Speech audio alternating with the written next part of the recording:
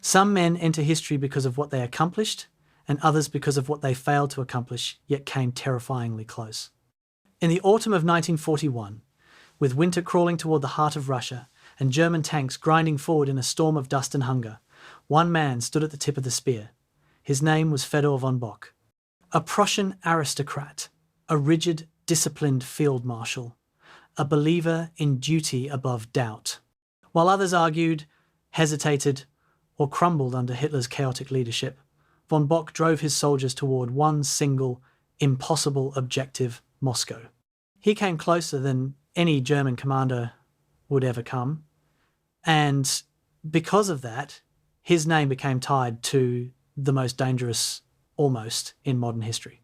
Von Bock came from a world that no longer existed, a world of straight lines, polished boots, rigid etiquette, and unquestioned obedience. The Prussian military aristocracy produced soldiers like factories produce steel, and von Bock was one of its finest products. He believed that the army was sacred, that order was sacred, that obedience was sacred. He never raised his voice. He never showed doubt. And when Hitler rose to power, von Bock did not resist. He saluted. He followed orders. He convinced himself that discipline mattered more than the ideology driving those orders. When Operation Barbarossa began the largest invasion in human history, von Bock commanded Army Group Center, the formation that struck straight toward Moscow. It was the main axis of attack, the beating heart of Hitler's strategy. The best armoured divisions, the fastest motorized troops, the most experienced officers, von Bock led them all.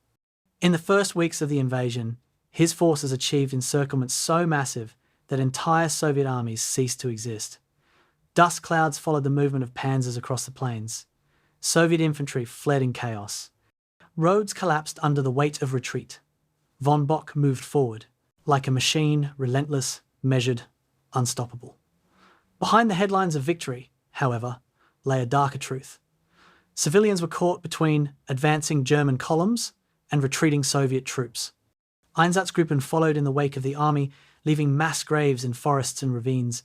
Von Bock did not create the ideology that justified those atrocities, but he did nothing to stop them. To him, the mission was everything. Morality was irrelevant. To disobey was unthinkable. As summer burned into early autumn, von Bock reached the edge of destiny. German forces stood just over 100 miles from the spires of Moscow. Soviet roads choked with refugees, people carrying their lives in blankets and carts, trains evacuated, factories.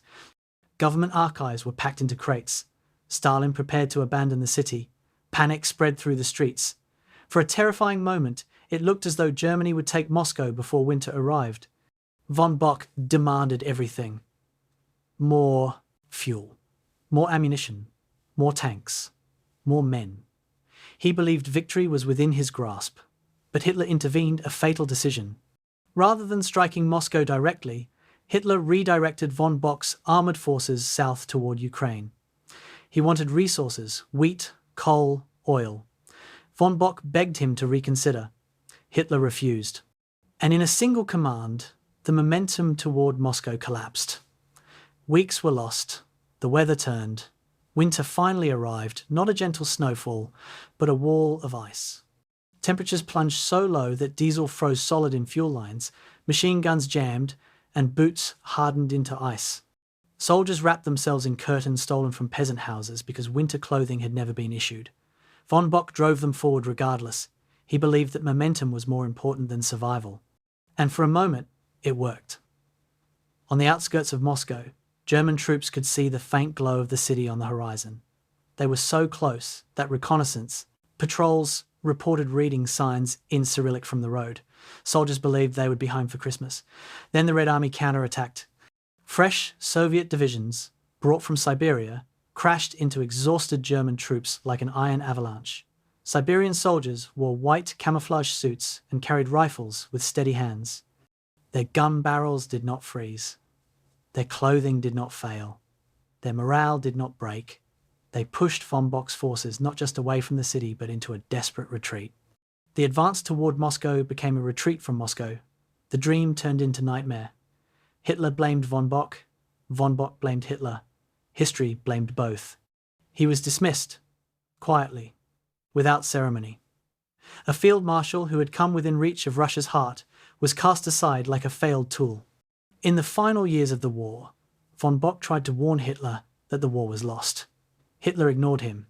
Von Bock finally retired from the field, still disciplined, still obedient, still convinced that a soldier's duty was to serve, not to question.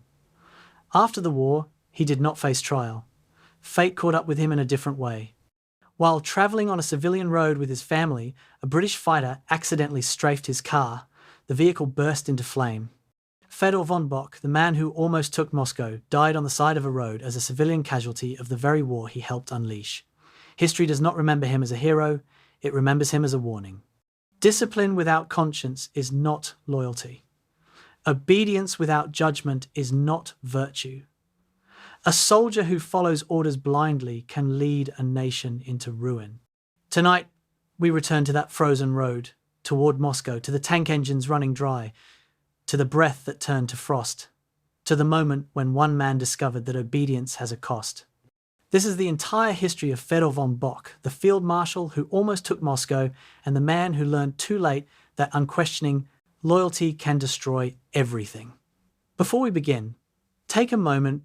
Where are you right now, in this exact moment? Are you listening from your bedroom with the lights off, or maybe sitting somewhere quiet with a cup of something warm? And what time is it where you are? I like imagining these stories stretching across time zones, someone awake at dawn, someone winding down past midnight, someone somewhere else entirely. And if these long, slow stories help you unwind, think deeply, or drift towards sleep, consider subscribing. It tells me that someone out there values storytelling, that refuses to rush history, that breathes, and it keeps me motivated to return and create the next chapter for you. December 2nd, 1941. 19 miles from Moscow, Field Marshal Fedor von Bock stands at the window of his command post, binoculars pressed against his gaunt face, hands trembling not from cold, but from something else entirely. Through the winter haze, he can see the golden spires of the Kremlin, catching the pale afternoon light. So close that forward reconnaissance units reported hearing church bells from the city centre. So close that captured Soviet maps showed the tram routes his men would use to enter Red Square. Yet von Bock knows, with a certainty that gnaws at his stomach like acid, that those 19 miles might as well be 1900. Behind him, his staff officers wait in silence, watching their commander wrestle with a ghost only he can see. The ghost has a name, a date, a place. November 1918, the Western Front. Captain Fedor von Bock, then a young officer with an iron cross pinned to his chest and mud caked on his boots, watched the Kaiser's armies collapse just as Paris came within reach. The German spring offensive had pushed to within 56 miles of the French capital, close enough to shell the city with their massive railway guns, close enough to taste victory like copper on the tongue. Then the offensive stalled. Supplies ran out. Fresh American troops poured into the gap. Within months, the war was lost, the Kaiser fled to Holland, and Germany signed an armistice that felt more like a death sentence. Von Bock never forgot that moment when victory dissolved into ash. He swore, with the fervour of a man who'd seen triumph snatched away, that if he ever came that close again, he would not hesitate. He would not pause. He would strike through any obstacle until the enemy capital fell. Now, 23 years later, history is repeating itself with cruel precision. Von Bock has led Army Group Center across 650 miles of Soviet territory in 6 months. He has orchestrated encirclements that trapped hundreds of thousands of Red Army soldiers. He has conquered Minsk, Smolensk, Bryansk, Vyazma, names that now echo in German propaganda broadcasts as proof of inevitable victory. His armies have advanced faster and farther than Napoleon, than Charles XII of Sweden, than any invading force in Russian history. Waymarked newsreels show endless columns of Soviet prisoners shuffling westward, so many that German logistics officers stopped counting after the first million. Yet here he stands, 19 miles from Moscow, with a shattered army behind him and a resurgent enemy ahead. The command post is a requisitioned schoolhouse in the village of Krasnaya Polyana, its walls still decorated with children's drawings of farm animals and revolutionary heroes. Von Bock's operations map dominates one wall, a nightmare of red lines and blue arrows that tell a story his superiors in Berlin refuse to hear. Army Group Center's front line resembles a ragged semicircle, stretched across 600 miles of frozen forest and field. Blue arrows representing German divisions point toward Moscow from three directions: northwest through Klin, west through Istra, southwest through Tula. But the arrows are thin now, some reduced to dotted lines indicating units that exist more in theory than reality. Red enemy positions have thickened around the capital like scar tissue, fresh divisions appearing on the map each morning as if conjured from the snow itself. Von Bock's adjutant, a young major with frostbite bandages on both ears, approaches with the morning casualty report. The numbers tell their own story. 1st Panzer Division, which crossed the Soviet border in June with 230 tanks, now fields 17 operational vehicles. 7th Panzer Division reports 60% of its infantry too exhausted to attack. 35th Infantry Division lost 300 men to frostbite yesterday, more than it lost to Soviet fire. Across Army Group Center, 100,000 soldiers are incapacitated by cold weather injuries. Their blackened fingers and toes testimony to a supply system that kept summer uniforms on German backs while winter clothing sat in warehouses in Warsaw. The Major recites the figures in a flat monotone, his voice stripped of emotion by 6 months of catastrophe normalized into routine. But it's the other report that truly haunts von Bock, the intelligence summary from Fremde Heere Ost, the German army's foreign intelligence section. Soviet reserves continue to appear as if summoned by dark magic. Divisions the Germans thought destroyed in the Vyazma pocket have reformed behind Moscow. Siberian troops, winter-trained and winter-equipped, arrive by rail from the Far East at a rate of 3 divisions per week. The NKVD has mobilized Moscow's population into militia units. Factory workers carrying rifles, university students manning anti-tank guns, women digging trenches in frozen ground. Most disturbing of all, Soviet armor production from factories beyond the Urals now exceeds German estimates by 300%. The Red Army von Bock thought he'd destroyed in the summer has regenerated like some mythical hydra, growing 2 heads for every one he severed. Von Bock returns to the window, to those golden spires that mock him with their proximity. His reflection in the glass shows a man aged beyond his 61 years. Gaunt features made skeletal by stress and stomach illness, eyes sunken into dark hollows. The uniform that once fit precisely now hangs loose on a frame that's lost 20 pounds since June. His staff whispers that he sleeps 3 hours a night, wakes at 4 each morning to study maps by candlelight, drives his command car to forward positions where Soviet artillery might kill him at any moment. They don't understand that he's not courting death, he's courting redemption. Every morning, before reviewing the day's orders, von Bock opens a leather portfolio containing maps from 1918. He traces the lines of the spring offensive, comparing advance rates, measuring distances, calculating what went wrong. His finger always stops at the same point, the moment they paused, just before Paris, thinking they had time to consolidate. The comparison haunts him because it's almost exact. In June 1940, von Bock's armies entered Paris after a campaign lasting 46 days.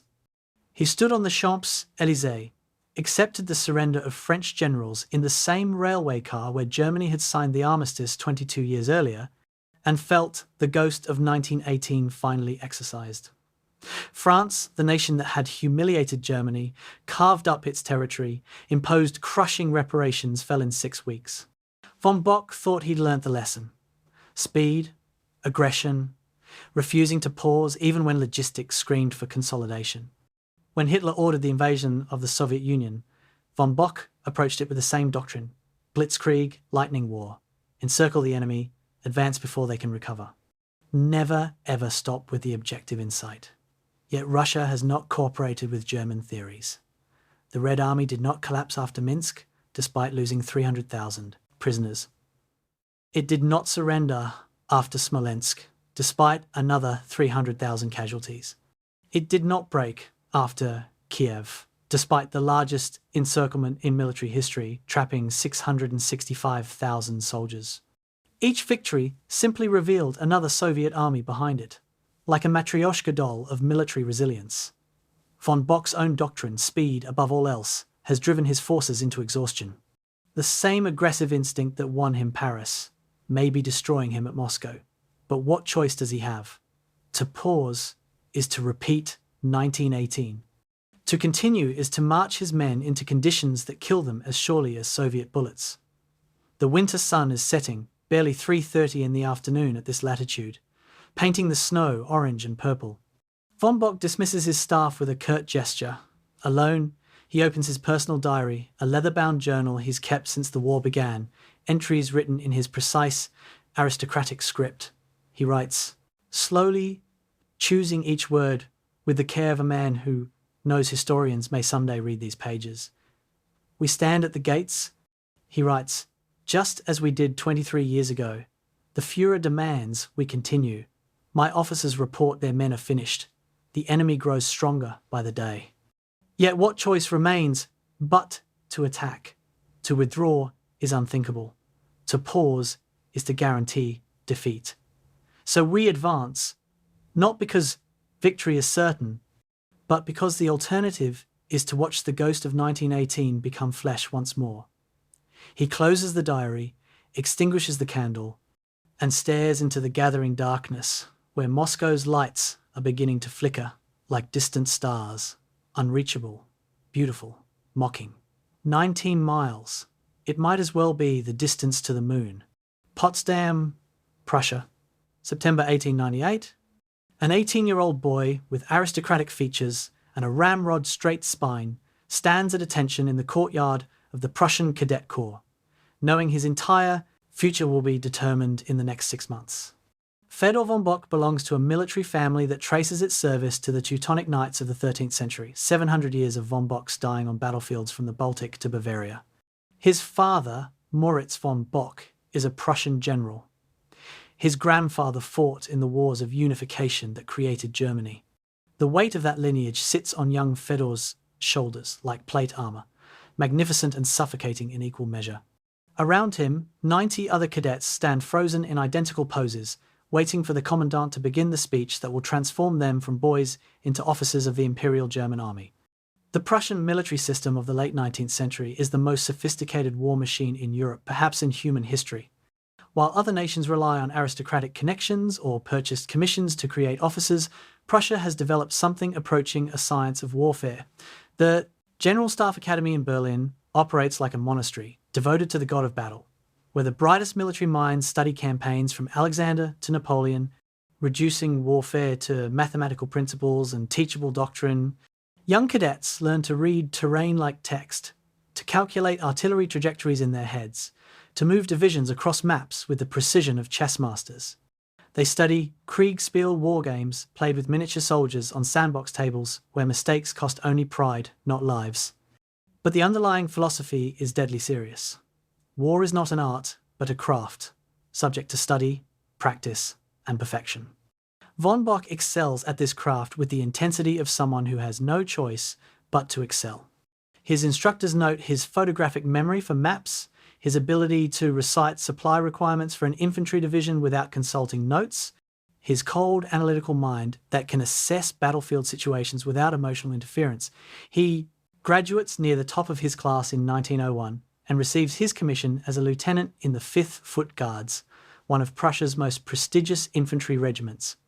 The 5th Guards traces its lineage to Frederick the Great's personal bodyguard men who fought at Rossbach, Leuthen, and Zorndorf. To wear their uniform is to carry 3 centuries of military tradition. Von Bock wears it like a second skin. But the army he joins in 1901 is preparing for a war it doesn't yet know how to fight. Europe in the early 20th century is a powder keg of alliances, imperial ambitions, and new technologies that will revolutionize warfare. Machine guns that can fire 600 rounds per minute. Artillery pieces that can lob shells weighing a ton across 6 miles. Railways that can move entire armies in days rather than months. The German General Staff, led by the brilliant but inflexible Alfred von Schlieffen, has developed a plan to fight a 2-front war against France and Russia simultaneously. The plan's elegance appeals to the German military mind. Hold Russia with minimal forces, while the bulk of the army sweeps through Belgium into France, encircling Paris from the west, winning the war in 6 weeks. It's war as geometry, as clockwork, as inevitable as a mathematical proof. August 1914. Von Bock, now a 34-year-old captain with Iron Cross ribbons on his chest, stands in the vanguard of the German First Army as it crosses into Belgium. The Schlieffen Plan is unfolding with mechanical precision. Belgian fortresses that were supposed to stop German armies fall in days, to massive siege howitzers, 305mm guns that turn concrete bunkers into rubble. French counterattacks collapse against German machine gun positions, leaving fields carpeted with bodies in blue coats and red trousers, the French army still dressed in Napoleonic colours as if warfare were a parade. Within 3 weeks, German spearheads are within 40 miles of Paris. Von Bock participates in the Battle of the Marne, where the advance finally stalls against French and British counterattacks.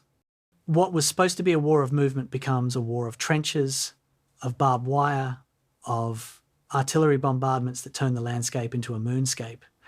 Von Bock spends the next 4 years in the crucible that destroys a generation. He fights at the Somme, where British artillery fires 1 million shells in a week and achieves virtually nothing except to turn the earth into a sea of mud and corpses. He survives Verdun, where German and French armies grind each other down in a battle of attrition that kills 750,000 men for a few kilometres of shattered forest. He learns what every Great War veteran learns: that courage is meaningless against machine guns, that tactics mean nothing when artillery can turn entire battalions into pink mist, that the romance of warfare died somewhere between the first gas attack and the 1,000th artillery barrage. By 1918, von Bock has been wounded twice, cited for bravery 7 times, and promoted to major. He has also learned to function in a state of permanent psychological dissociation, where death is so commonplace it becomes background noise. March 21st, 1918.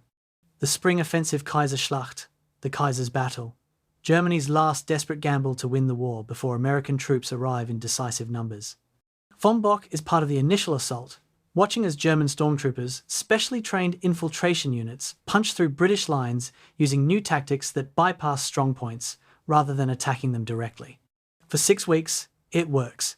German armies advance 40 miles, the deepest penetration since 1914. Paris is within range of German railway guns, which begin shelling the city from 56 miles away. Von Bock tastes victory for the first time since the war began, feels the momentum of breakthrough, of enemies retreating, of the possibility that this nightmare might actually end in German triumph. Then the offensive collapses. Supplies can't keep pace with the advance. British and French defences stiffen. Fresh American divisions arrive. German casualties, 600,000 in 3 months, bleed the army white. By July, the Allies are counterattacking. By August, the German army is in retreat. Von Bock watches his generation's sacrifice turn to ashes. The armistice in November feels less like peace than amputation. Germany truncated, its military neutered, its economy in ruins, its political system collapsing into chaos. Von Bock returns to Berlin in December 1918 and finds a country he doesn't recognize. Communist revolutionaries fighting right-wing militias in the streets. The Kaiser fled to Holland. A new republic government that smells like defeat and betrayal. But the army survives, barely. The Treaty of Versailles limits Germany to 100,000 soldiers, a border guard force, not a real military. Yet under Hans von Seeckt, the new chief of the Reichswehr, those 100,000 become the nucleus of something extraordinary. Seeckt's philosophy is simple: quality over quantity. Every sergeant is trained to command a platoon. Every lieutenant studies battalion tactics. Every captain thinks like a colonel. The Reichswehr becomes an army of leaders, ready to expand tenfold when the opportunity arrives. Von Bock, now a lieutenant colonel, thrives in this environment. He teaches at the War Academy, writes papers on mobile warfare, and participates in secret training exercises with the Soviet Union, Germany, and Russia, both outcasts, covertly rebuilding their military capabilities in violation of every treaty and agreement. The 1920s and 30s forge von Bock into the commander he'll become. He studies tank warfare, though Germany is forbidden to build tanks. He analyses aviation, tactics, though Germany is forbidden to build military aircraft. He reads everything. British theories on armoured warfare by Fuller and Liddell Hart, Soviet doctrines on deep operations, French analyses of defensive fortifications. When Hitler comes to power in 1933 and begins openly rearming. Von Bock is ready. He's 53 years old, a Major General, commander of the 3rd Infantry Division. He spent 35 years preparing for the war that's coming, studying the mistakes of 1914 through 1918, determined that next time, if there is a next time, Germany will not repeat those errors. Next time, they will not pause at the gates of Paris. Next time, they will strike through to victory with the speed and violence that modern technology makes possible. Next time, the ghost of 1918 will finally be laid to rest. That, at least, is what von Bock tells himself as he watches Germany remilitarize, build tanks and planes and armies, and prepare for the reckoning he knows is inevitable. Berlin, March 1938. In a quiet office in the Bendler Block, the War Ministry building on the Landwehr Canal, a conversation is taking place that would be considered treason if the wrong ears heard it. Lieutenant General Fedor von Bock sits across from General Ludwig Beck, the Chief of the Army General Staff, discussing whether they should overthrow their own government. Beck has just finished explaining Hitler's plans for Czechoslovakia, plans that Beck believes will trigger a European war. Germany cannot win. Beck speaks with barely controlled anger, his aristocratic Prussian accent making each word sound like a judgment. Von Bock listens in silence, his gaunt face revealing nothing, his pale eyes fixed on Beck with the intensity of a raptor studying prey.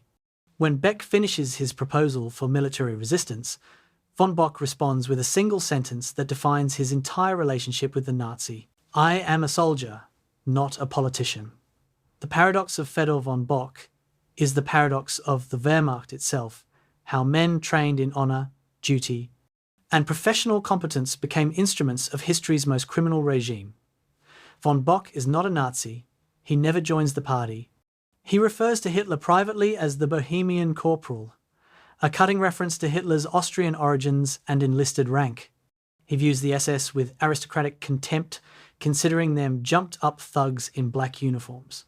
His political philosophy, to the extent he has one, is monarchist. He believes Germany's natural state is kingdom, not republic or dictatorship.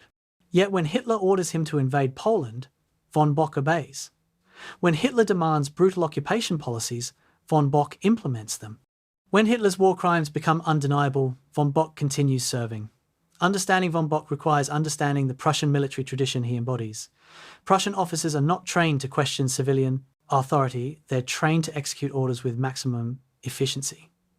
The concept of the unpolitical soldier, a military professional who serves the state regardless of government, is embedded in German military culture. Von Bock sees himself as a craftsman of warfare, no more responsible for the political purpose of his campaigns than a surgeon is responsible for why a patient needs surgery. This self-deception allows him to separate his personal morality from his professional actions, to condemn Nazi ideology while implementing Nazi strategy, to consider himself honourable while serving a regime built on murder. His command style reflects this compartmentalisation. Von Bock runs his headquarters with the precision of a Swiss watch. He rises every morning at 4 o'clock, regardless of how little sleep he's had. He personally reviews every operational order above battalion level, checking logistics, calculations, measuring advance rates against terrain, calculating supply requirements with mathematical exactitude.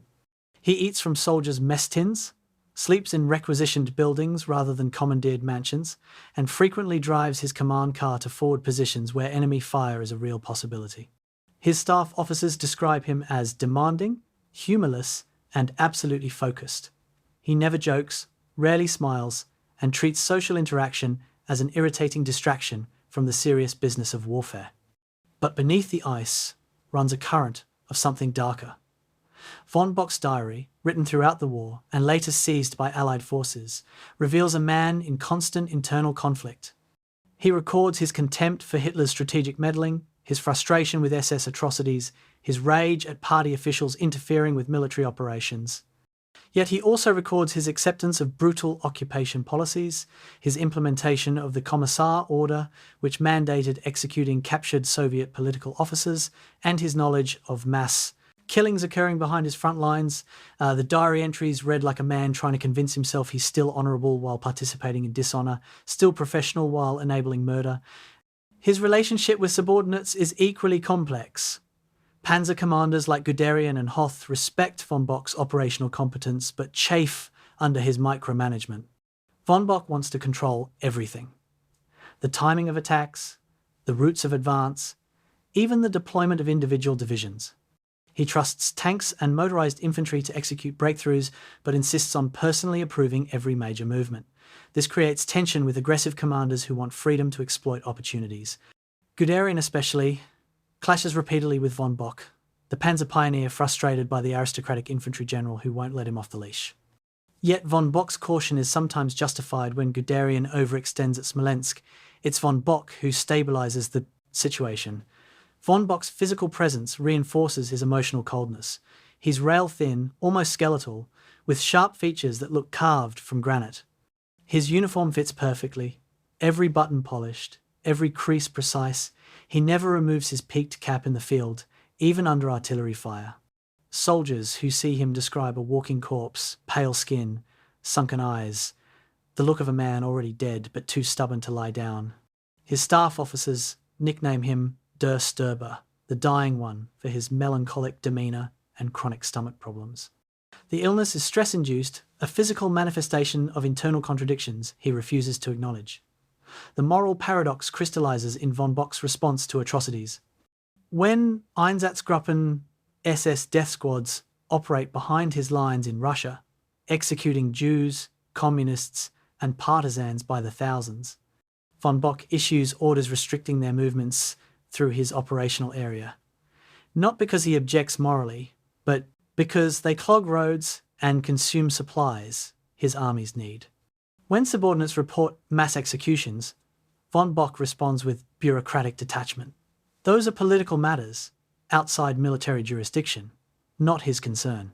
He maintains the fiction that the Wehrmacht fights a clean war while the SS commits atrocities, ignoring the Wehrmacht's own systematic crimes, the deliberate starvation of prisoners, the destruction of villages, the execution of hostages.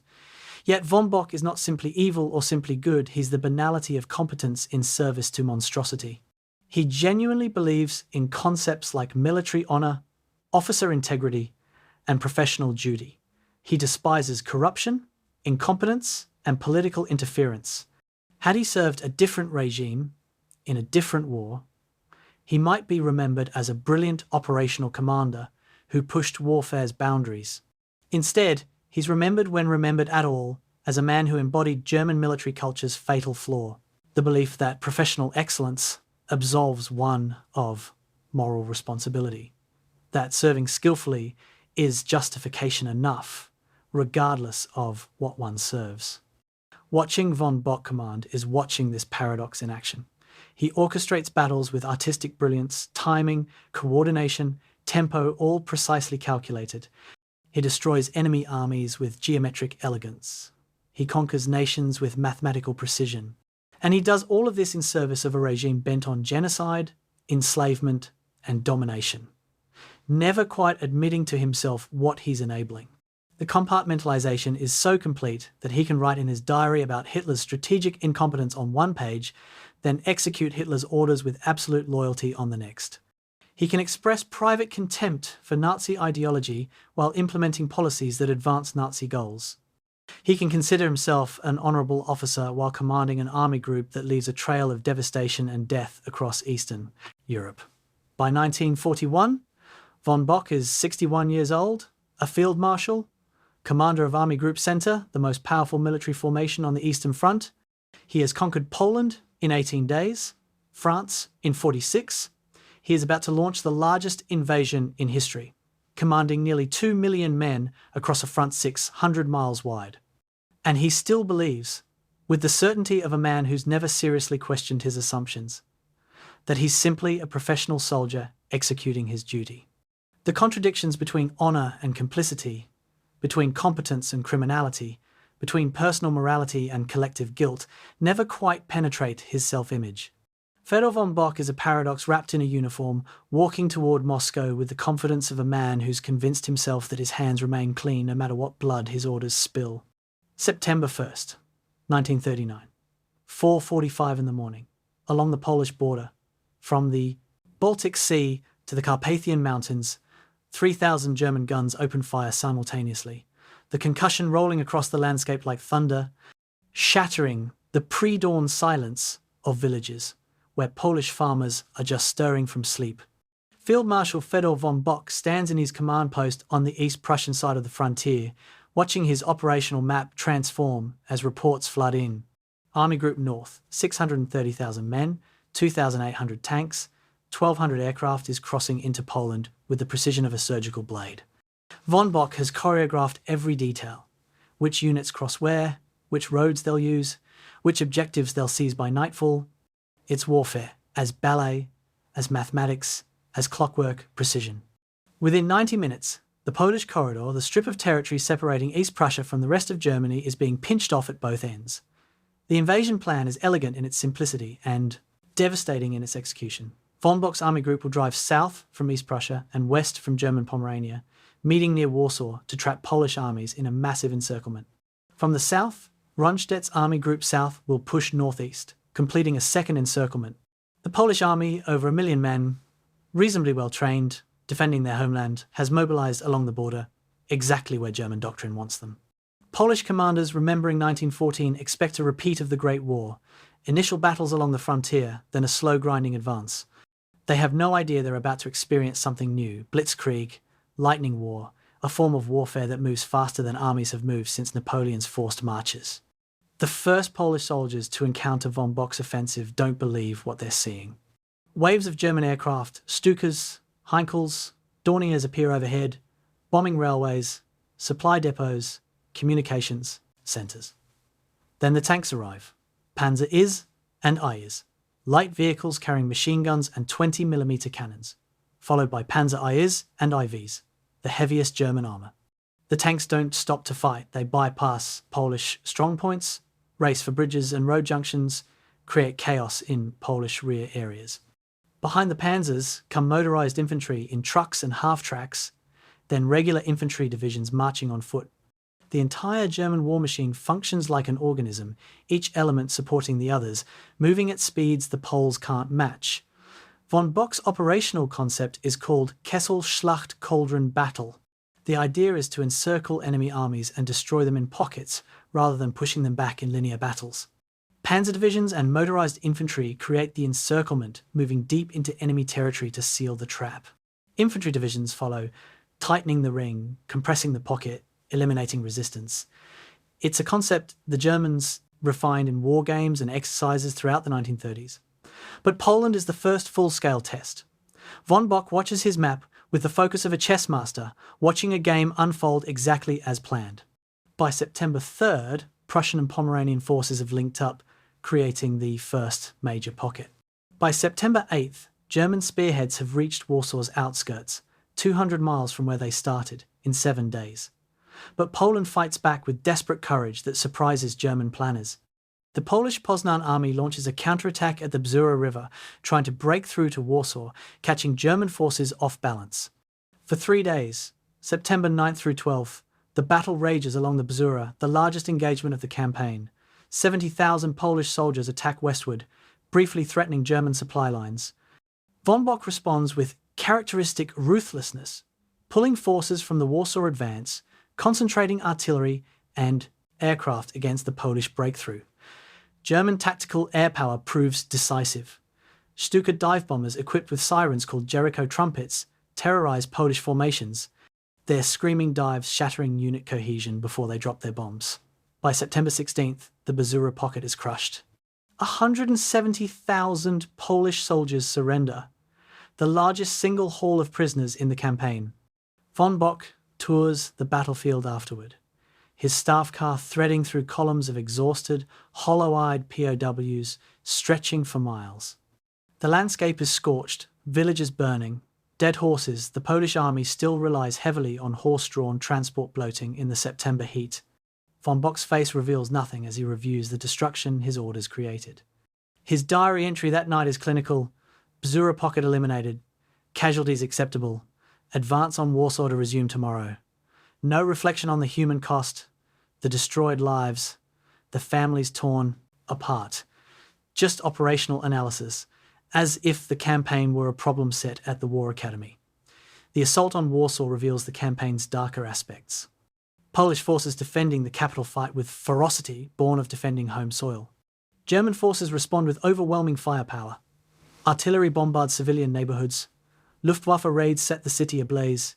Infantry combat degenerates into street-by-street fighting. Von Bock authorizes the use of terror tactics, shelling clearly marked hospitals, bombing residential areas to break Polish morale. On September 25th, German forces launch over 1,100 aircraft against Warsaw in the war's first sustained terror bombing of a major city. The capital's infrastructure collapses. Water supplies fail. Food runs out.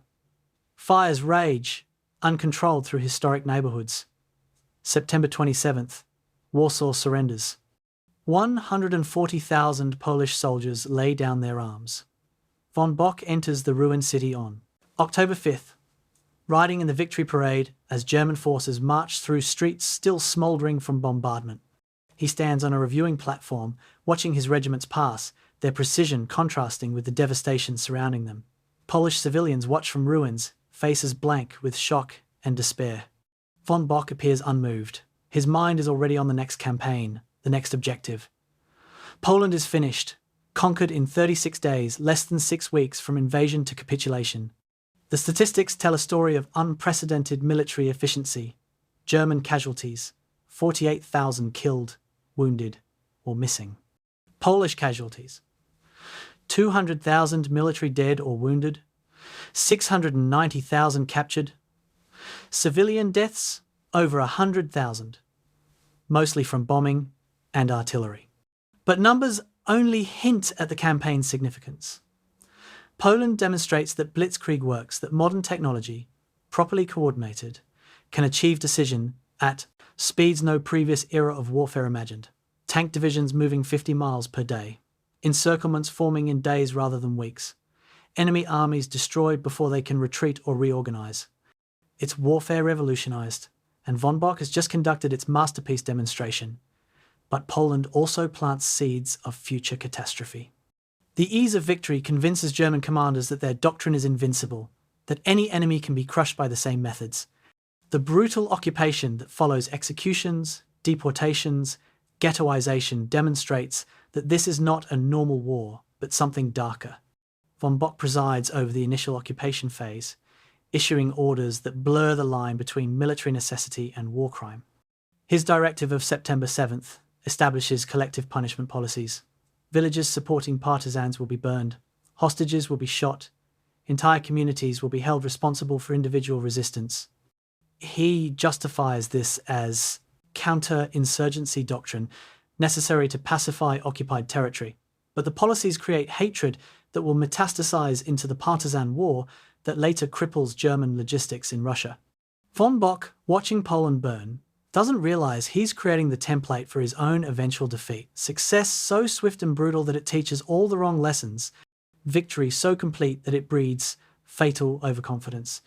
18 days to destroy Poland. France will take 46. Surely, von Bock thinks, Russia can't possibly require more than 10 weeks.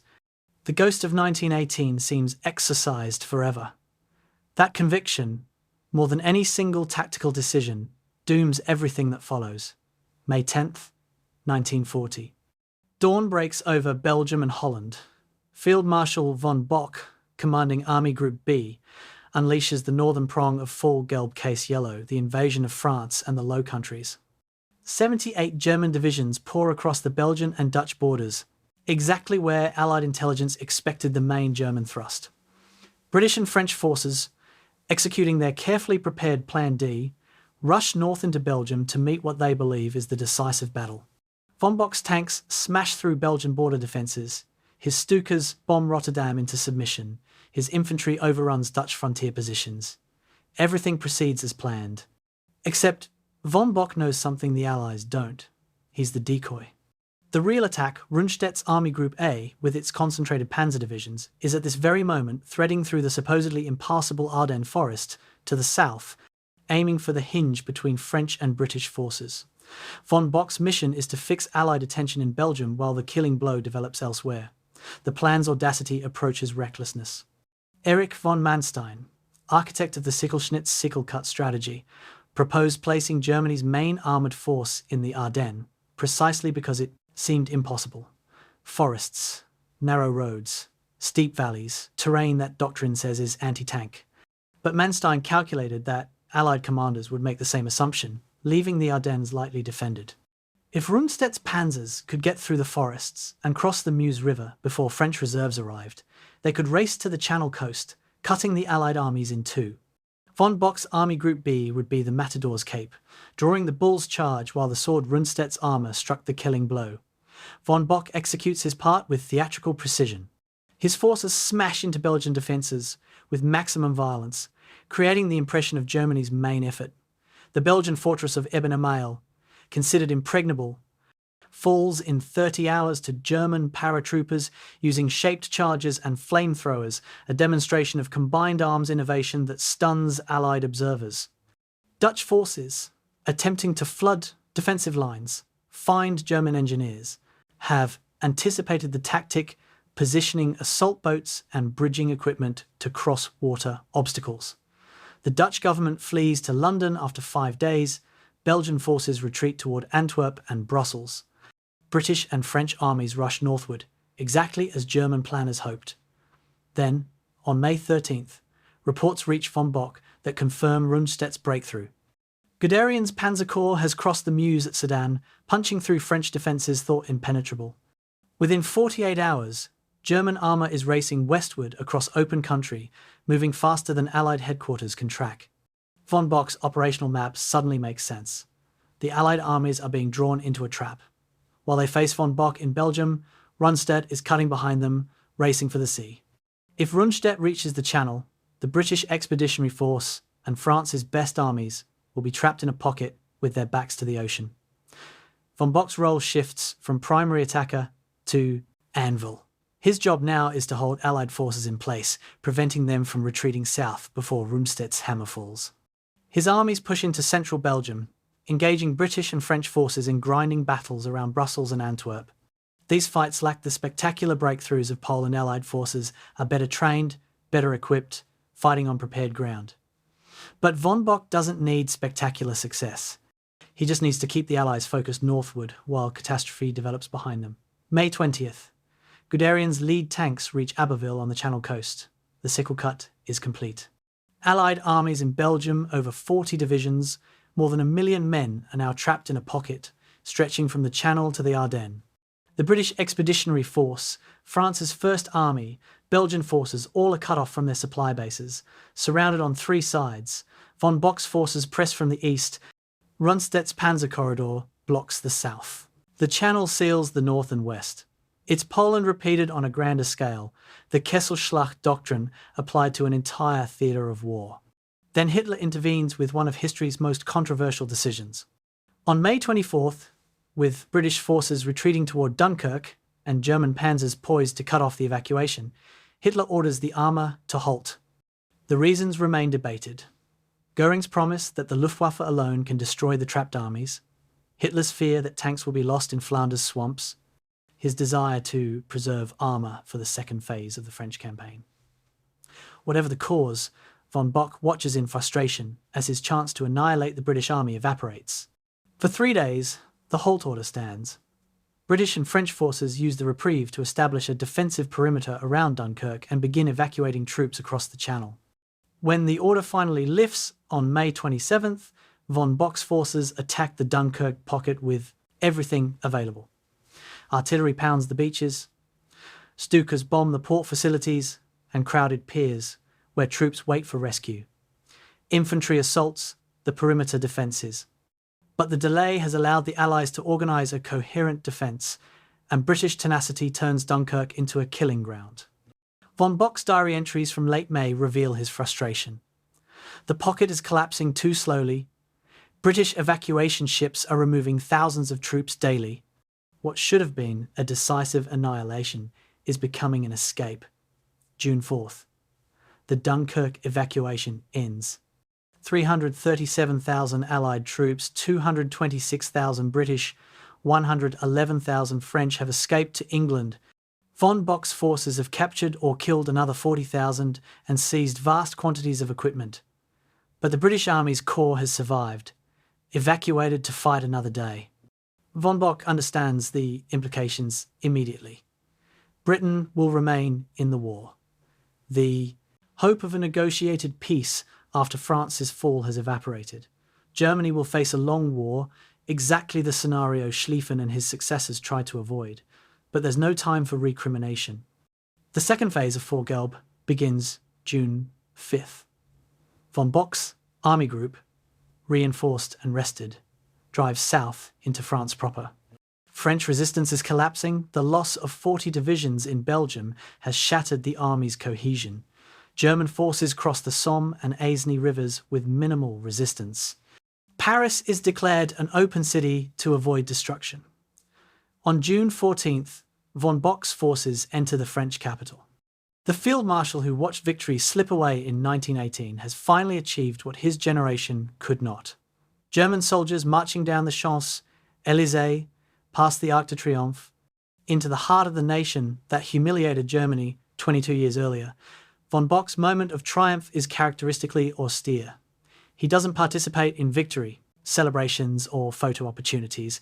He tours Paris once, briefly, reviewing the dispositions of his occupation forces. His diary entry notes the strategic implications. France is finished, the Western Front secured, Germany's back protected for whatever comes next. The campaign statistics are staggering. 46 days from invasion to French capitulation. German casualties, 157,000 killed, wounded, or missing. French casualties, 360,000 plus 1,800,000 captured. It's the most lopsided victory between major powers in modern history, a triumph that validates every doctrine of mobile warfare German theorists developed since Versailles. July 19th, 1940. Hitler promotes von Bock to General Feldmarschall Field Marshal. The ceremony in Berlin's Kroll Opera House is pure Nazi theatre. 12 generals elevated to Field Marshal rank, Hitler distributing batons while cameras capture the moment for newsreels. Von Bock accepts his baton with the same impassive expression he wears during staff meetings, his face revealing nothing of his private contempt for Nazi pageantry. That night, back in his quarters, he examines the Field Marshal's baton, silver and gilt, topped with Prussian eagles, inscribed with his name. It represents the pinnacle of a military career. Commander of history's most successful campaign, architect of France's defeat, master of the operational art. But von Bock knows what his fellow field marshals don't want to acknowledge.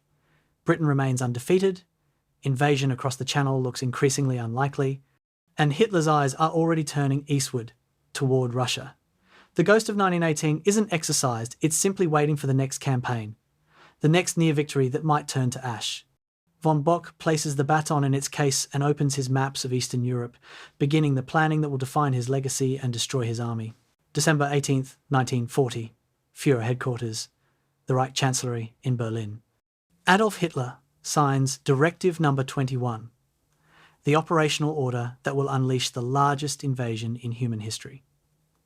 The directive's opening sentence erases any ambiguity about Germany's future. The German Wehrmacht must be prepared to crush Soviet Russia in a quick campaign even before the end of the war against England. Hitler's signature transforms months of secret planning into irrevocable reality.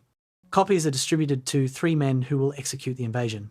Field Marshal von Lieb, commanding Army Group North, Field Marshal von Rundstedt, commanding Army Group South, and Field Marshal von Bock, commanding Army Group Center. Von Bock receives his copy on December 21st and spends the night reading the 30-page document, his stomach tightening with each paragraph as the plan's contradictions become apparent. The operation is named Barbarossa, after Frederick Barbarossa Redbeard, the medieval German emperor who led the Third Crusade. The historical parallel is intentional. This will be a crusade against Bolshevism, an ideological war to destroy the Soviet system and seize the resources Germany needs for continental domination. But the directive reveals a fatal ambiguity at Barbarossa's heart.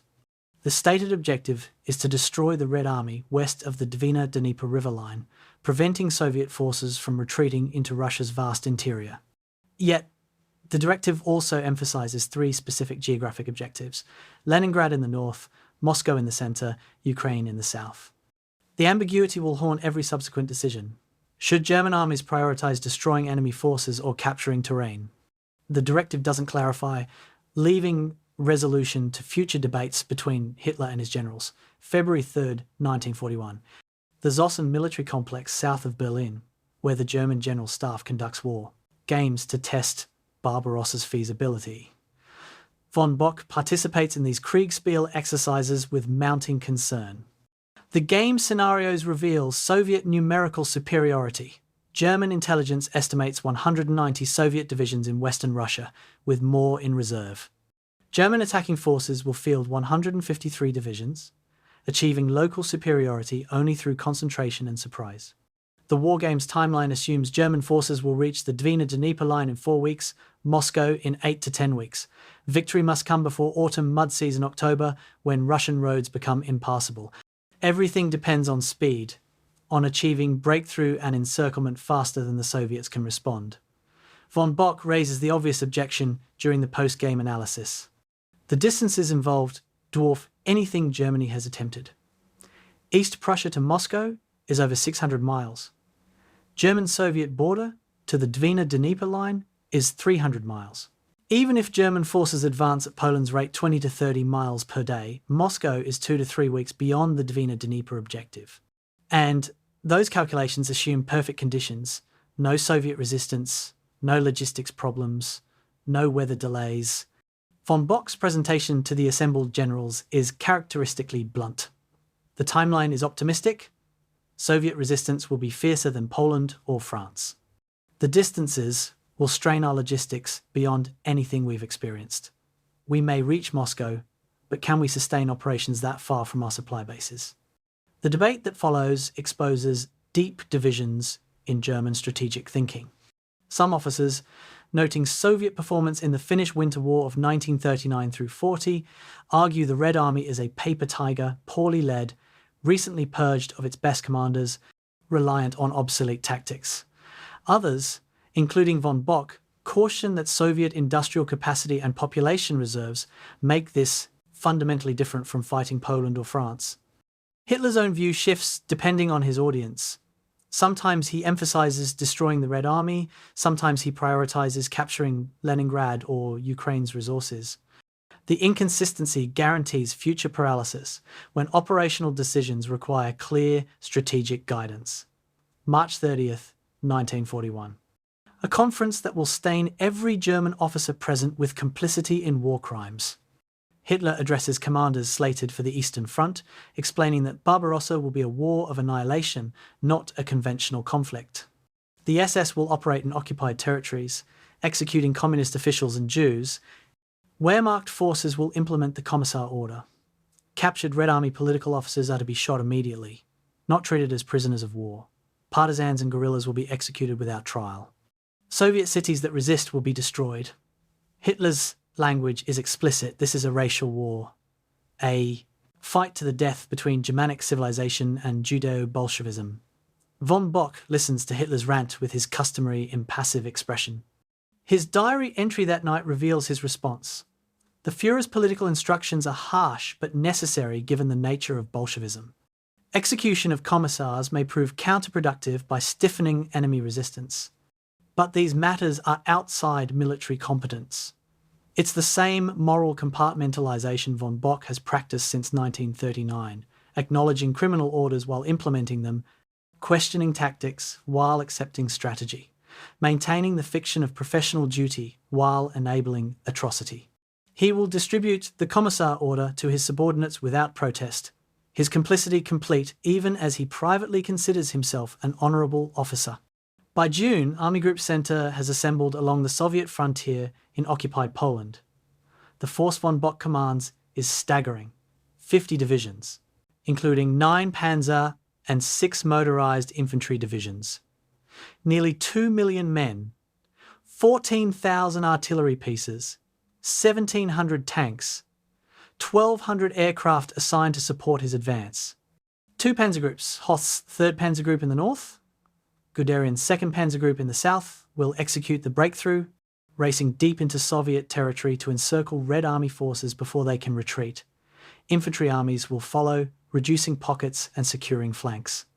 It's the Kesselschlacht doctrine perfected in Poland and France, scaled up to continental dimensions. The logistics briefings reveal the plan's Achilles heel. German railways use standard European gauge track 4 feet, 8.5 inches between rails. Soviet railways use broad gauge 5 feet, requiring conversion or transfer of all supplies at the frontier. German logistics officers calculate they can supply Army Group Center to a depth of 300 miles using trucks and converted rail lines. Beyond that, supply lines will stretch beyond sustainable limits. Fuel consumption alone is staggering. Army Group Center's vehicles will burn over 20,000 tons of fuel per week during mobile operations. That fuel must be transported 600 miles from German supply bases, consuming more fuel in transport than reaches the front. The math is impossible, but the plan proceeds anyway, premised on the assumption that Soviet collapse will come before logistics failure. Von Bock spends the final weeks before invasion conducting reconnaissance along the frontier. He drives to observation posts overlooking the Bug River, studying Soviet positions through field glasses. Red Army border guards patrol their side with apparent complacency, unaware that 3 million German soldiers are coiled to strike. Soviet fortifications look formidable on maps but prove outdated in reality. Concrete bunkers designed for the previous war, positioned for defense in depth that German mobile tactics will bypass. Von Bock sees what he wants to see. An enemy unprepared, overconfident, vulnerable to the operational brilliance Germany will unleash. June 14th. The final commanders' conference before invasion. Von Bock meets with Hoth and Guderian to coordinate the opening moves. Guderian argues for maximum freedom of action, wanting authorization to drive deep regardless of what infantry armies behind him are doing. Von Bock insists on maintaining connection between armour and infantry, refusing to let panzer spearheads race ahead until their flanks are secured.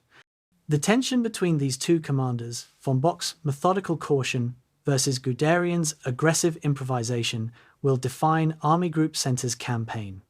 They compromise on initial objectives, encircle Soviet forces at Minsk, 200 miles inside the border, then reassess based on enemy response. The night before invasion, von Bock writes a long diary entry summarising his assessment.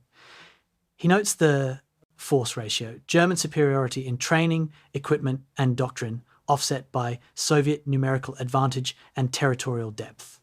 He acknowledges the logistics challenges but expresses confidence that early victories will shatter Soviet morale, replicating France's collapse. He concludes with a sentence that reveals both his competence and his blindness. If we can destroy the main Soviet forces west of the Dnieper within 6 weeks, the campaign will succeed. The decisive question is whether the enemy will stand and fight or trade space for time. Von Bock has identified the crucial unknown: will the Soviets behave as the Poles and French did, allowing encirclement and destruction? Or will they retreat into their vast territory, refusing decisive battle, turning geography into a weapon? He closes the diary and studies his operational maps one final time. 3 red arrows mark Army Group Center's advance. North toward Vitebsk, center toward Smolensk, south toward Gomel. The arrows converge on Moscow, 650 miles from the frontier. On the map, it looks achievable. Straight thrust to the enemy capital, terrain that favours mobile warfare, no major rivers between the border and the objective except the Dnieper. But von Bock notices something that troubles him: the map scale. Each inch represents 40 miles. The distance from Berlin to Paris fits easily on a single map sheet. The distance from the German frontier to Moscow requires 3 sheets placed end to end. That visual representation of Russia's depth, the sheer physical vastness, would worry a less confident commander. Von Bock files the concern away, focuses on the operational plan, and tries to sleep. In 8 hours, at 03:15 on June 22nd, 3,000 German guns will open fire and Barbarossa will begin. The Ghost of 18 will either be exorcised forever or will rise again to consume everything von Bock has achieved. There's no middle ground, no possibility of limited success. This campaign will be total victory or total defeat. And von Bock, standing on the edge of the abyss, staring into Russia's vastness, knows it. June 22nd, 1941, 3:15 in the morning. The Western Soviet Union sleeps under a sky just beginning to lighten toward dawn. In barracks, from the Baltic to the Black Sea, Red Army soldiers dream of peacetime, of farms and families, of the lives they led before conscription. Soviet border guards man their posts with the boredom of men who've watched an empty frontier for months. Stalin, 500 miles away, in Moscow, has gone to bed secure in his belief that Hitler will not invade. Not yet, not before defeating England, not before the season is more advanced. In 3 minutes, that certainty will detonate into the largest military operation in human history. From East Prussia to Romania, along a front stretching over 1,000 miles, 3 million German soldiers wait in the pre-dawn darkness. The order has been given. Watchers synchronize. Artillery crews make final adjustments. Tank commanders peer through vision slits toward the frontier. And then, at exactly 03:15, hell erupts. 3,000 German guns fire simultaneously. The sound is apocalyptic. A rolling thunderclap that shakes the earth and shatters windows 20 miles from the border. The first shells scream across the Bug River, across the Niemen, across the frontier between Nazi and Soviet territory, detonating on Red Army barracks, ammunition dumps, fuel depots, communication centers. Within 60 seconds, the Soviet border region is a landscape of fire and destruction. Barracks collapse on sleeping soldiers. Fuel tanks explode in mushrooms of orange flame. Command posts disintegrate, killing officers who never knew they were at war. The artillery barrage lasts 30 minutes, the longest, most concentrated bombardment since Verdun, designed to paralyze Soviet command and control before resistance can organize. At 03:45, Field Marshal von Bock's Army Group Center begins its advance. Hoth's 3rd Panzer Group attacks from East Prussia, Guderian's 2nd Panzer Group from occupied Poland. Between them, 3 infantry armies follow, the 4th, 9th, and 2nd. The immediate objective is Minsk, capital of the Belarusian Soviet Republic, 200 miles inside the Soviet Union. The operational concept mirrors France.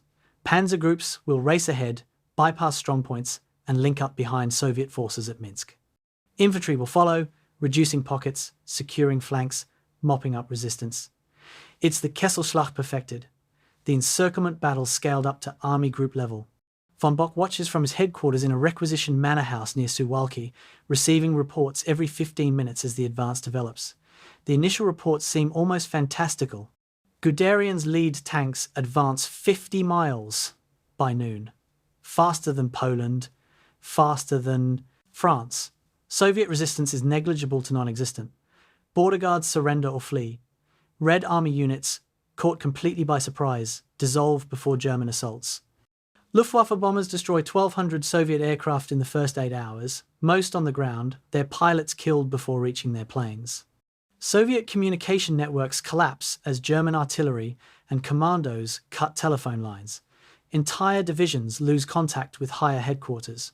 By evening of June 22nd, Army Group Center has created a penetration 30 miles deep across a 200-mile front. Von Bock's diary entry captures the euphoria. Unprecedented success. Enemy resistance minimal. If this continues, Minsk will fall within 4 days. But even in the first reports, anomalies appear.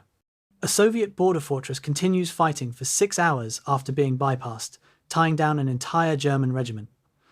A Red Army tank brigade counterattacks Guderian's flank, losing all its tanks but delaying the advance by 2 hours. Soviet soldiers, when cornered, fight to the death, instead of surrendering, a pattern utterly unlike France, where entire French divisions capitulated once surrounded. Von Bock notes these incidents but dismisses them as isolated examples of fanaticism, not systemic resistance. The strategic picture dominates his attention. Army Group Center is achieving breakthrough, the Red Army is collapsing, Moscow lies open. The war, everyone agrees, will be over by September. June 26th. 4th day of the invasion. Hoth's and Guderian's panzer groups link up east of Minsk, completing the first great encirclement. The Bialystok-Minsk pocket contains 4 Soviet armies, the 3rd, 4th, 10th, and 13th, over 300,000 soldiers. German infantry armies converge on the pocket, beginning the methodical work of compression and elimination. Luftwaffe bombers pound Soviet positions. Artillery hammers concentrations of troops. Panzer divisions guard the pocket's perimeter, while infantry fights inward. Soviet forces attempt breakouts, throwing themselves against German lines with desperate courage.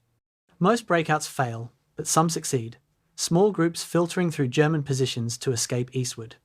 Von Bock tours the pocket's edge on June 28th, witnessing scenes that should warn him what's coming.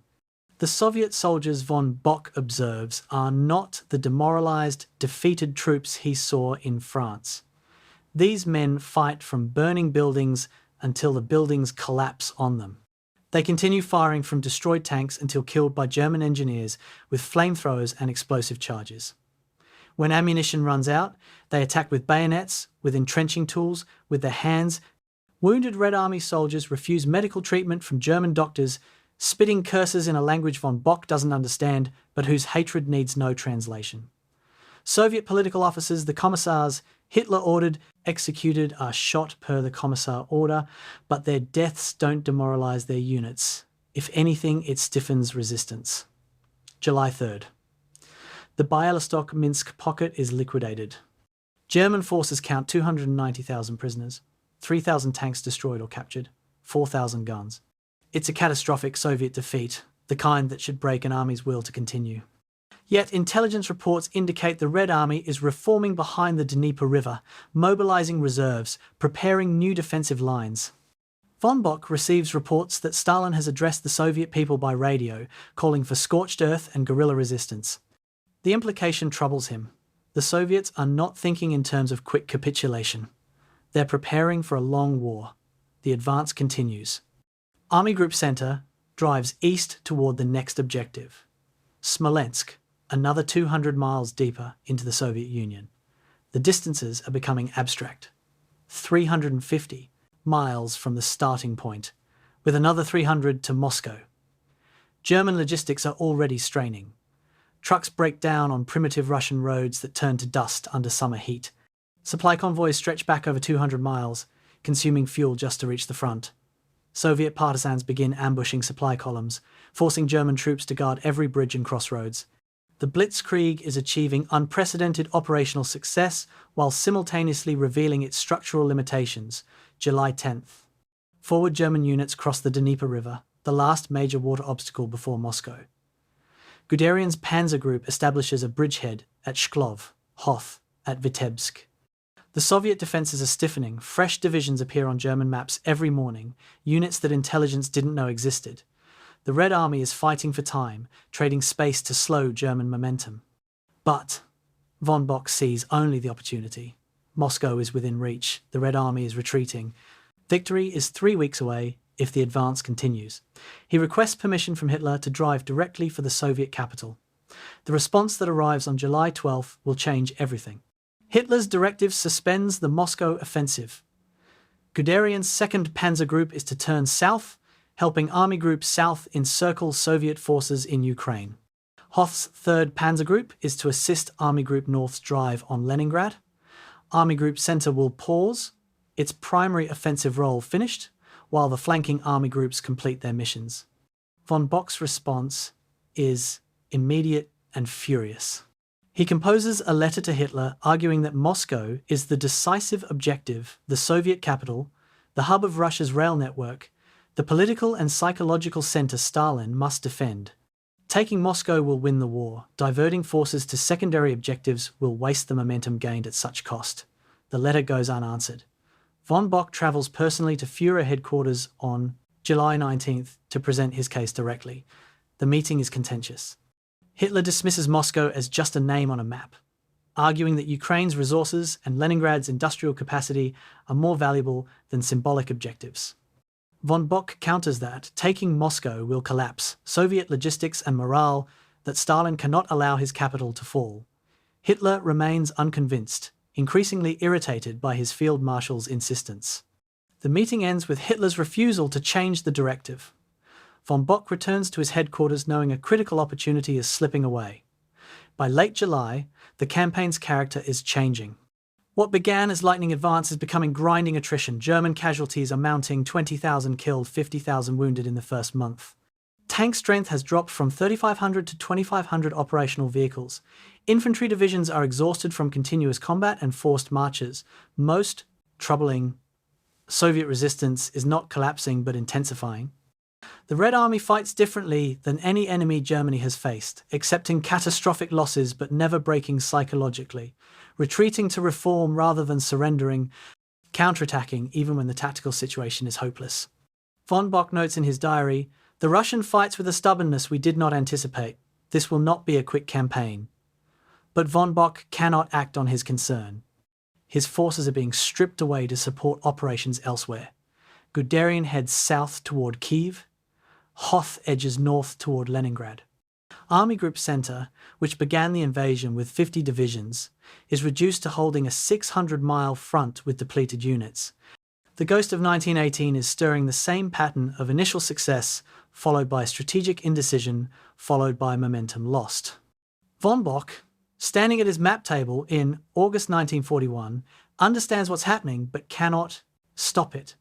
The choice is no longer victory or defeat, it's whether he'll reach Moscow before winter or whether winter will catch his army exposed and vulnerable in the Russian vastness. He already knows the answer.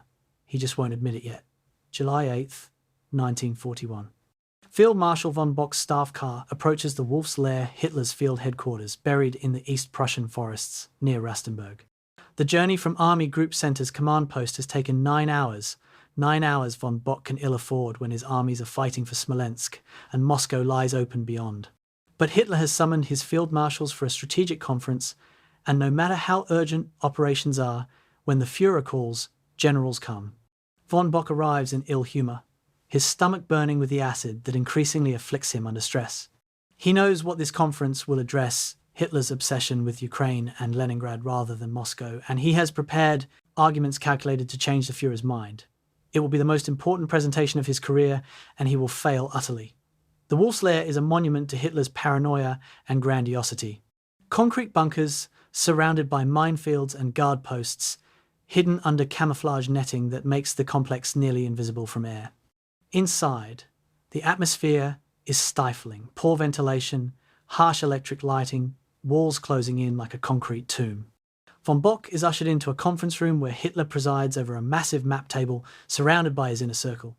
Keitel, the obsequious yes-man, Jodl, more competent but equally subservient, Halder, the chief of the general staff, looking as frustrated as von Bock feels. The meeting begins with Hitler's monologue, an hour-long ramble about resources, geopolitics, and his theories of strategic priorities. Von Bock listens with mounting impatience, watching his chance to attack Moscow evaporate into Hitler's verbosity. Hitler's argument, beneath its rhetorical excess, has a certain logic. Ukraine produces grain that feeds the Soviet Union and coal that fuels its industry. Capturing Ukraine will cripple Soviet logistics while providing Germany with the resources needed for a long war. Leningrad is the cradle of Bolshevism, home to much of Russia's industrial capacity, a symbolic target whose fall will demoralize Soviet resistance. Moscow, Hitler insists, is merely a city, significant but not decisive. Napoleon captured Moscow and still lost the war. Better to secure resources and secondary objectives than gamble everything on a symbolic prize. Von Bock's rebuttal is precise and passionate, the most emotional argument his staff has ever heard him make. Moscow is not merely symbolic. He explains it's the hub of the Soviet rail network, the center from which all military logistics radiate. 7 major railway lines converge on Moscow. Cutting those lines will paralyze Red Army logistics across the entire front. Furthermore, Stalin has committed his strategic reserves to defending the capital. Taking Moscow will destroy those reserves, leaving nothing between German forces and the Urals. Finally, Soviet morale, already strained by catastrophic defeats, will collapse if the capital falls.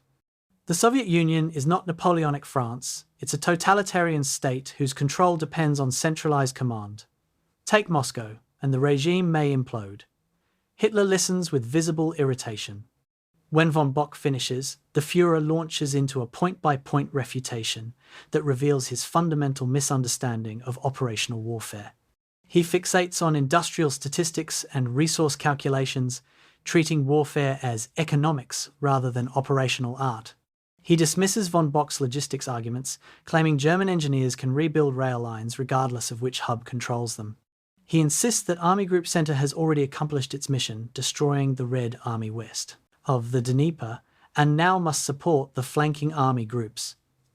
The discussion becomes heated, von Bock pressing his case with uncharacteristic vehemence, Hitler growing angrier at his subordinates' persistence. The meeting ends without resolution. Hitler promises to consider von Bock's arguments, but makes no commitment to resuming the Moscow offensive. Von Bock leaves the Wolf's Lair knowing he's failed. The drive back to his headquarters is conducted in silence, his adjutant wisely, offering no conversation. Von Bock stares out the car window at the Polish countryside, mentally calculating how much time is being wasted. Each day, Army Group Center pauses is a day the Soviets use to fortify Moscow, mobilize reserves, move factories beyond the Urals. The window of vulnerability is closing, and Hitler is nailing it shut. July 19th. Hitler's Directive 33 makes the pause official. Army Group Center will suspend offensive operations toward Moscow. Guderian's 2nd Panzer Group will drive south into Ukraine. Hoth's 3rd Panzer Group will assist Army Group North. Infantry armies will consolidate positions along the Dnieper and prepare for future operations. The directive's language is bureaucratic, emotionless, but its implications are catastrophic. Von Bock has spent 18 days arguing for continuing the Moscow offensive. Those 18 days have cost him the campaign. Von Bock's diary entry for July 19th is uncharacteristically bitter. A decision of tremendous consequences. We are throwing away the opportunity to end the war this year. Moscow lies open, the enemy is reeling, and we pause to pursue secondary objectives. I fear we are repeating the mistakes of previous campaigns, strategic indecision at the moment of decisive opportunity. It's the closest von Bock will come to explicitly criticizing Hitler in writing, a rare glimpse beneath the professional mask he normally maintains. The operational consequences unfold rapidly. Guderian's Panzer Group begins its journey south on July 23rd, pulling out of line and leaving a gap in Army Group Center's positions. Soviet forces immediately counterattack into the gap, forcing von Bock to commit infantry divisions to plug the breach. What should be a period of rest and refitting becomes continuous defensive fighting as the Red Army probes for weaknesses. German casualties continue mounting even though major offensive operations are suspended. The pause, rather than conserving strength, is bleeding Army Group Center white through 1,000 small engagements. Meanwhile, intelligence reports paint an increasingly troubling picture of Soviet resilience. The Red Army is not collapsing, it's regenerating. Fresh divisions appear on the front, units mobilized from the interior and rushed westward by rail. Soviet factories in the Urals are producing tanks and artillery beyond German estimates. Most disturbing, the NKVD has mobilized partisan units throughout occupied territory. Supply convoys are ambushed. Rail lines are sabotaged. Isolated German units are attacked by guerrillas who appear from forests and swamps, strike, and vanish. The rear area, which should be secure and pacified, is becoming a second front. Von Bock receives a medical evaluation in early August that confirms what his staff has observed. He's physically deteriorating under the strain. Chronic stomach ulcers are worsening, exacerbated by stress and irregular meals. He's lost 15 pounds since June, his uniform hanging loose on a frame, always thin but now skeletal. He sleeps 4 hours per night, often interrupted by urgent reports.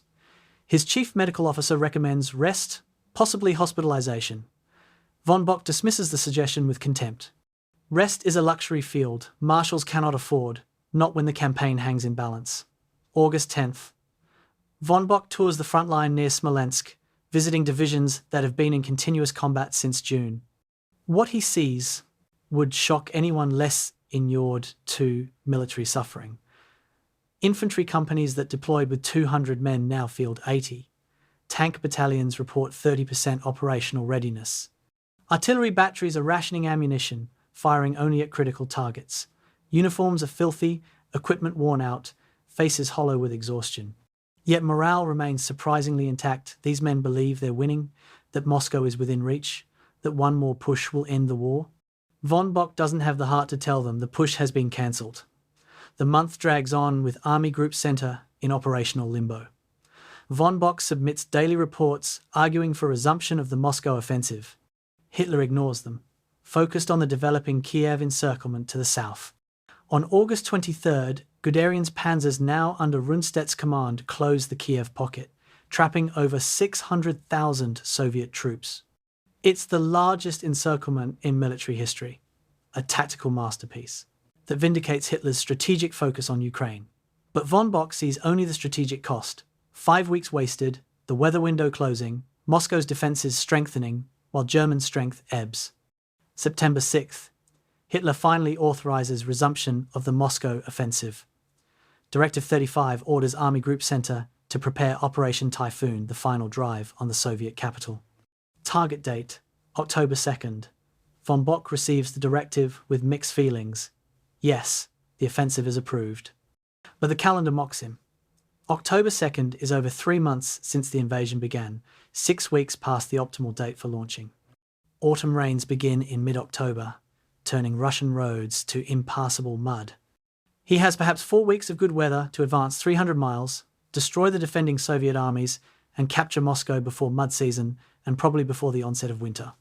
The margin for error has shrunk to nothing. But von Bock is a soldier trained to execute orders regardless of circumstances. He throws himself into planning Operation Typhoon with the same meticulous attention he brought to Poland and France. Fresh divisions are pulled from occupation duties to reinforce Army Group Center. Guderian's 2nd Panzer Group returns from Ukraine, battered but combat effective. Luftwaffe bomber squadrons are concentrated to support the offensive. Supply dumps are established, ammunition stockpiled, fuel reserves accumulated. On paper, Army Group Center will field 80 divisions for Typhoon, 1 million men, 14,000 guns, 1,700 tanks. It looks formidable. Von Bock knows the reality. Most divisions are at 60% strength. The tanks are worn from continuous operations. The men are exhausted.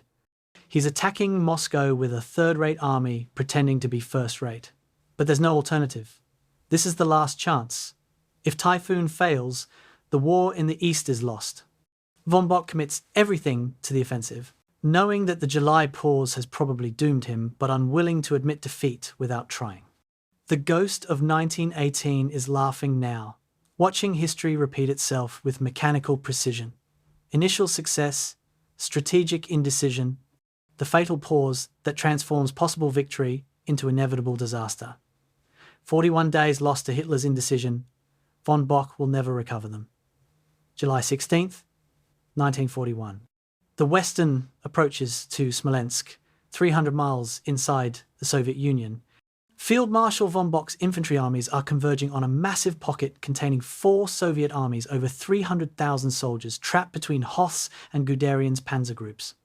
It should be another Minsk, another Bialystok, quick encirclement, rapid collapse, columns of prisoners shuffling westward to captivity. Instead, it becomes a meat grinder that consumes German strength and reveals the terrible truth about this campaign. Von Bock can win every battle and still be losing the war. The Smolensk pocket fights back with suicidal ferocity. Soviet forces don't surrender when surrounded. They counterattack, break out, re-infiltrate, and fight until killed. For 3 weeks, the pocket bleeds both armies white. The tactical situation deteriorates hourly. Von Bock's encirclement is not the clean geometric shape shown in operations briefings. It's a ragged perimeter full of gaps that Soviet forces exploit. Red Army units break through at Yartsevo, cutting a corridor to the pocket's interior, pouring reinforcements into what should be a killing ground. German infantry, exhausted from continuous combat, cannot seal the breaches. Panzer divisions, intended for exploitation and breakthrough, are instead committed to defensive fighting to prevent the pocket from collapsing outward. Luftwaffe bombers pound Soviet positions but cannot prevent nighttime breakouts.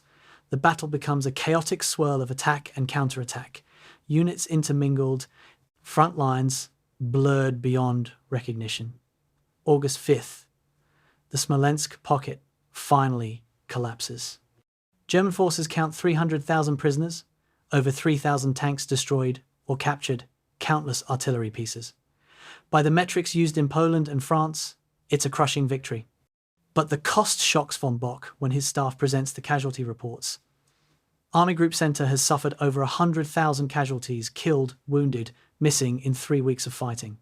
That's more casualties than the entire French campaign. Tank strength has dropped below 50% of invasion levels. Infantry divisions are at 2/3 effectiveness. Most troubling, the Red Army shows no signs of strategic collapse. Intelligence reports indicate Soviet forces are reforming behind the Desna River, establishing new defensive lines, mobilizing more reserves. Von Bock tours a field hospital near Smolensk in mid-August, witnessing the human cost in ways staff reports can't convey. Tents filled with wounded soldiers, the air thick with the smell of blood and disinfectant, doctors and nurses working round the clock to save lives that combat casually discards. Young men with limbs shattered by artillery, faces burned by tank fires, abdomens torn by shell fragments. The lucky ones will be evacuated to Germany for long recovery. The unlucky ones will die here, far from home, buried in mass graves that will become forgotten after the war. Von Bock moves through the hospital with his customary emotional detachment, but his diary entry that night betrays deeper concern. The casualties are unsustainable. If this rate continues, we will bleed ourselves white before reaching Moscow. But von Bock has no time to dwell on Smolensk's costs, because Hitler is demanding his attention elsewhere. Guderian's 2nd Panzer Group is being pulled out of line, sent south to participate in what Hitler promises will be the decisive battle of the campaign, the encirclement of Soviet forces in Ukraine. The Kiev operation, Hitler insists, will destroy the Red Army's southern wing, capture Ukraine's resources, and open the road to the Caucasus oil fields. Von Bock protests again that Moscow is the decisive objective. His protests again are dismissed. On August 23rd, Guderian's tanks begin the long march south, leaving Army Group Center holding a 600-mile front with depleted infantry divisions. September 16, 1941. 300 miles south of von Bock's positions, near the Ukrainian city of Kiev, the greatest encirclement in military history is closing. Guderian's panzers, driving south from Army Group Center's sector, link up with Kleist's 1st Panzer Group, driving north from Army Group South. The pincer snaps shut. Inside the Kiev pocket, 665,000 Soviet troops, 4 entire armies, the largest concentration of Red Army forces on the Eastern Front. It's a catastrophe of biblical proportions for the Soviet Union, a triumph that validates Hitler's strategic decision to prioritize Ukraine over Moscow. Von Bock receives reports of the Kiev encirclement with mixed emotions. Operationally, it's brilliant, the Kesselschlacht doctrine, executed with geometric perfection on an unprecedented scale. Strategically, it's a disaster. The 5 weeks Guderian spent achieving this victory are 5 weeks lost from the Moscow offensive. The weather window is closing. Autumn rains are 3 weeks away. Von Bock does the mathematics and realizes Operation Typhoon will launch at least a month past the optimal date. The margin for error is gone. Every assumption about timeline and weather must now break Germany's way. A single delay, a single unexpected obstacle, and the offensive will run into autumn mud before reaching Moscow. September 26th. Von Bock flies south to tour the Kiev battlefield, ostensibly to congratulate Guderian and coordinate the return of 2nd Panzer Group to Army Group Center. The flight takes him over the pocket, and what he sees from the air is medieval in its horror. Endless columns of Soviet prisoners stretching to the horizon, German guards herding them westward like cattle, smoke rising from destroyed villages, fields churned to mud by armor tracks, burned-out tanks and vehicles scattered like toys. The landscape bears the scars of industrial-scale warfare, a preview of what Moscow's approaches will look like if the offensive succeeds. On the ground, the reality is worse. Von Bock's car passes a prisoner column that takes 20 minutes to drive past tens of thousands of Red Army soldiers, faces grey with exhaustion and despair, stumbling westward under guard. German logistics are already breaking down under the strain of processing so many prisoners. There's insufficient food, no medical care, barely enough guards. The prisoners are herded into open-air camps where thousands will die from exposure, starvation, and disease. Von Bock observes this humanitarian catastrophe with the same emotional detachment he applies to everything. These are operational problems, not moral questions, matters for logistics officers to solve or not solve. He meets with Guderian at a command post near Romny. The Panzer General is euphoric from victory, already planning the Moscow offensive, confident that this latest triumph proves German invincibility. Von Bock listens to Guderian's operational proposals and notes what his subordinate hasn't, the condition of 2nd Panzer Group. Tank strength is down to 600 operational vehicles from 1,200 at invasion start. Crews are exhausted, mechanical breakdowns are epidemic. Most tanks need major overhauls, engine rebuilds, transmission replacements, track repairs that German field workshops cannot provide. Von Bock approves Guderian's plans while privately understanding that 2nd Panzer Group is a shell of its former effectiveness. The Kiev victory has been purchased at a price that may exceed its value. The flight back to Army Group Center headquarters takes von Bock over 600 miles of territory conquered since June. From the air, the vastness becomes visceral. Mile after mile of forest and field, rivers and roads, villages and towns, the landscape seems to stretch forever, swallowing German forces into its immensity. Von Bock thinks about Napoleon's campaign of 1812. The French emperor captured Smolensk, won the Battle of Borodino, entered Moscow in triumph, and still lost the war. Russia absorbed his grand army the way an ocean absorbs rain, the sheer geographic scale making victory meaningless. Von Bock pushes the comparison away. Germany has technology. Napoleon lacked tanks, trucks, radios, aircraft. But looking down at Russia's endless expanse, technology seems suddenly inadequate. October 1st. Operation Typhoon's launch is 24 hours away. Von Bock conducts a final review of Army Group Center's strength and readiness. The numbers tell their own story. 1 million men, down from 1.9 million in June.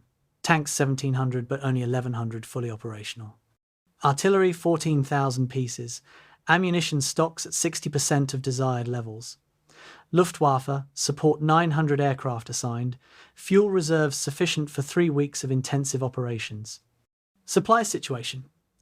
Critical Army Group Center can be sustained at full operational tempo for 2 weeks, after which logistics will constrain operations regardless of tactical success. Von Bock studies these figures with the analytical mind that made him Germany's premier operational commander. The mathematics are unfavorable but not impossible. If, and everything depends on this, if Soviet resistance collapses quickly, if German forces achieve breakthrough and encirclement within 10 days, if autumn rains hold off for 3 more weeks, then Moscow can fall before winter. It requires perfect execution and perfect luck. Von Bock has delivered perfect execution throughout his career. Luck, however, is not something field marshals control. He closes the briefing documents and stares at his operational map. Moscow is 200 miles away, 10 days at Poland's advance rate, 2 weeks at current operational tempo. The city is marked with a red star, surrounded by Soviet defensive positions marked in crimson. Between Army Group Center and Moscow, terrain that favors defense, Soviet armies that have shown no inclination to collapse, and a clock ticking toward winter. Von Bock has achieved the 2 greatest encirclements in military history, Minsk, and contributed forces to Kiev. He has conquered more territory than any German commander since Ludendorff. And somehow, despite all these victories, he feels victory slipping away like sand through his fingers. The ghost of 1918 is no longer laughing. It's screaming. August 1941. A German supply dump 300 miles behind the front lines, somewhere in the occupied Soviet Union. Major Klaus Wegener, a logistics officer from Army Group Center's Quartermaster Section, stands amid stacks of supply crates and fuel drums that represent the mathematical reality of modern warfare. Wegener is 38 years old, a reserve officer whose peacetime profession was industrial management, exactly the kind of unglamorous expertise that keeps armies functioning. He spent the morning calculating supply flow rates and comparing them to consumption rates, and the numbers have driven him to the edge of professional despair. On paper, Army Group Center requires 20,000 tons of supplies per day to maintain operations: fuel, ammunition, food, spare parts, medical supplies. Wegener's convoys are delivering 7,000 tons on good days, 4,000 when Soviet partisans blow up a bridge or ambush a truck column. The shortfall is unsustainable, yet the offensive continues because no one wants to tell Field Marshal von Bock that logistics are making his operational plans mathematically impossible. The root problem is distance, simple, unavoidable, geometric distance. German supply bases are in eastern Poland, over 600 miles from Army Group Center's forward positions. Supply trucks consume fuel just to make the round trip, eating into the cargo they're supposed to deliver. A truck carrying 5 tons of fuel and travelling 600 miles each way burns through 2 tons of fuel for the journey itself, 40% of the cargo consumed in transport. When Wegener presents these calculations to his superiors, they accuse him of defeatism. When he presents them to field commanders, they tell him to solve the problem because battles can't wait for logistics. So Wegener improvises, cannibalizes, prioritizes, and watches the supply system slowly collapse despite his best efforts.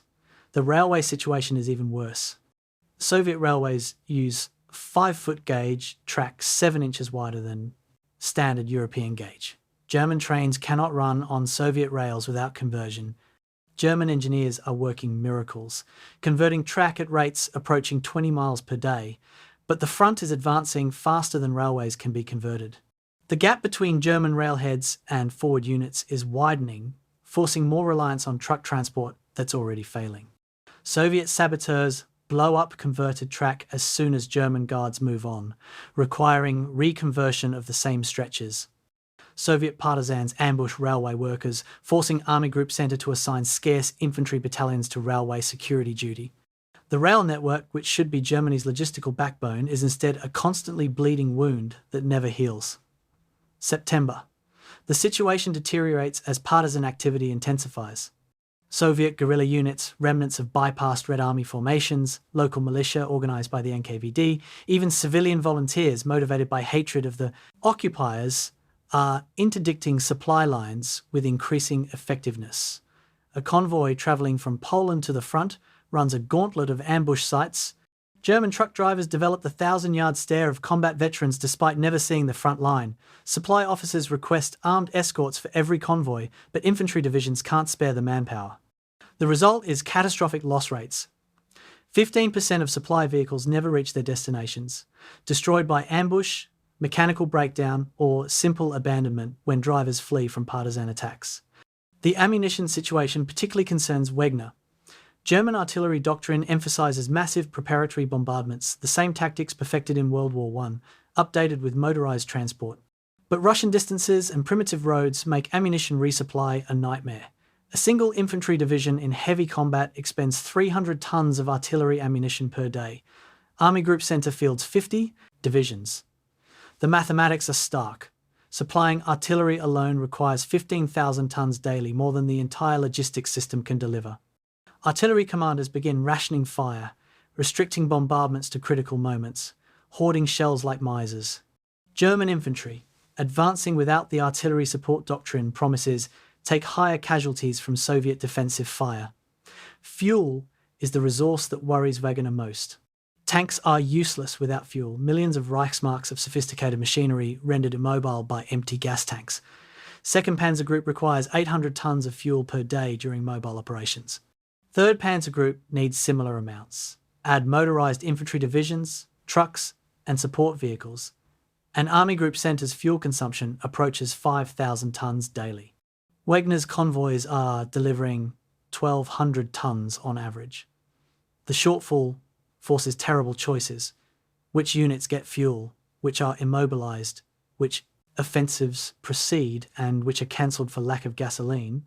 Panzer commanders, Germany's offensive spearhead, spend more time arguing with logistics officers than fighting the Red Army. The livestock situation, yes.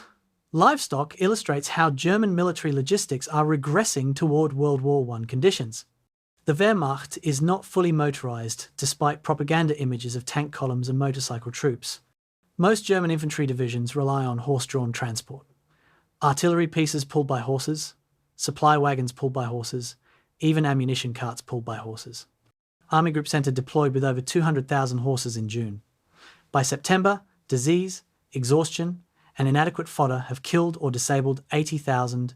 Horses require food, oats and hay that must be transported forward or seized from occupied territories. Soviet scorched earth tactics leave little to seize. German supply convoys now haul horse fodder alongside ammunition and fuel, compounding the transportation crisis. Medical logistics are approaching catastrophic failure. Wounded soldiers require evacuation from front lines to field hospitals, from field hospitals to rear area facilities, from Russia back to Germany for long-term treatment. The system depends on ambulances, hospital trains, and medical supplies, all constrained by the same logistics bottleneck, strangling combat operations. Wounded soldiers wait days for evacuation, their injuries worsening. Field hospitals run out of morphine, bandages, surgical supplies. Doctors perform amputations without anaesthesia because supplies haven't arrived. Von Bock tours a field hospital in September and sees men suffering from preventable infections, injuries that should heal instead festering into gangrene, all because medical logistics cannot keep pace with combat's demands. Wegener presents his analysis to Army Group Center's Chief of Staff in late September, 2 days before Operation Typhoon is scheduled to launch. His briefing is blunt to the point of insubordination. Current logistics can support major offensive operations for 2 weeks maximum, after which supply shortages will force operational pause regardless of tactical situation. The Chief of Staff listens impassively and responds with the same logic Wegener has heard since June. Logistics must adapt to operational requirements, not the reverse.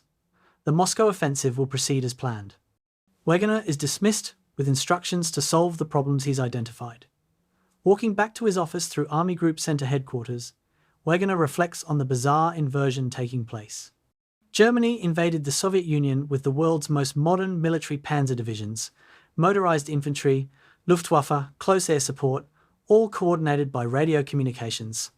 4 months later, that modern military is regressing toward its World War I predecessor. Infantry marching on foot, artillery pulled by horses, supply, convoys moving at walking pace, commanders unable to sustain offensive operations because beans and bullets can't reach the front. The Blitzkrieg's sophistication is collapsing under the weight of Russian geography, and no amount of operational brilliance can overcome mathematics. The invisible enemy logistics is defeating Germany more surely than the Red Army ever could. Soviet forces can retreat, take casualties, lose territories, and survive because Russian logistics favor defense. Every mile the Germans advance stretches their supply lines and shortens Soviet lines. Every depot Germany captures is empty, destroyed by Soviet scorched earth. Every rail line Germany needs is sabotaged by partisans. The operational successes Field Marshal von Bock achieves Minsk, Smolensk, soon Weizmann consuming the army that achieves them, burning through supplies and equipment faster than German industry can replace them. Wegener knows, with the certainty of an accountant reviewing failed balance sheets, that Army Group Center is bankrupt. The offensive will launch because von Bock orders it and soldiers obey. It might even succeed tactically, achieving another spectacular encirclement. But strategically, Germany has already lost the logistics war. They just haven't admitted it yet. Wegener returns to his office, sits at his desk surrounded by spreadsheets and supply manifests, and begins planning for a 2-week offensive that will spend the last of Army Group Center's logistical reserves. After that, assuming they don't reach Moscow, assuming the war doesn't end, the invisible enemy will force a reckoning that no operational skill can avoid. Mathematics, unlike Soviet armies, cannot be outmaneuvered. October 2nd, 1941. Dawn breaks cold and clear over the Soviet Union's western territories. Field Marshal von Bock stands at his command post, field glasses trained on the horizon where Soviet positions occupy the high ground. It's 6 months to the Bock day since he assumed command of Army Group Center.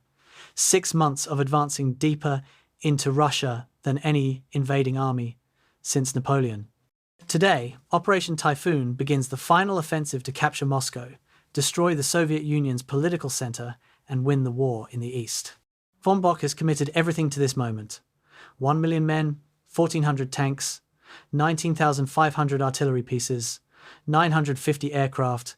It's the largest force he's ever commanded, assembled through brutal economies elsewhere, stripped from occupation duties, and rear area security.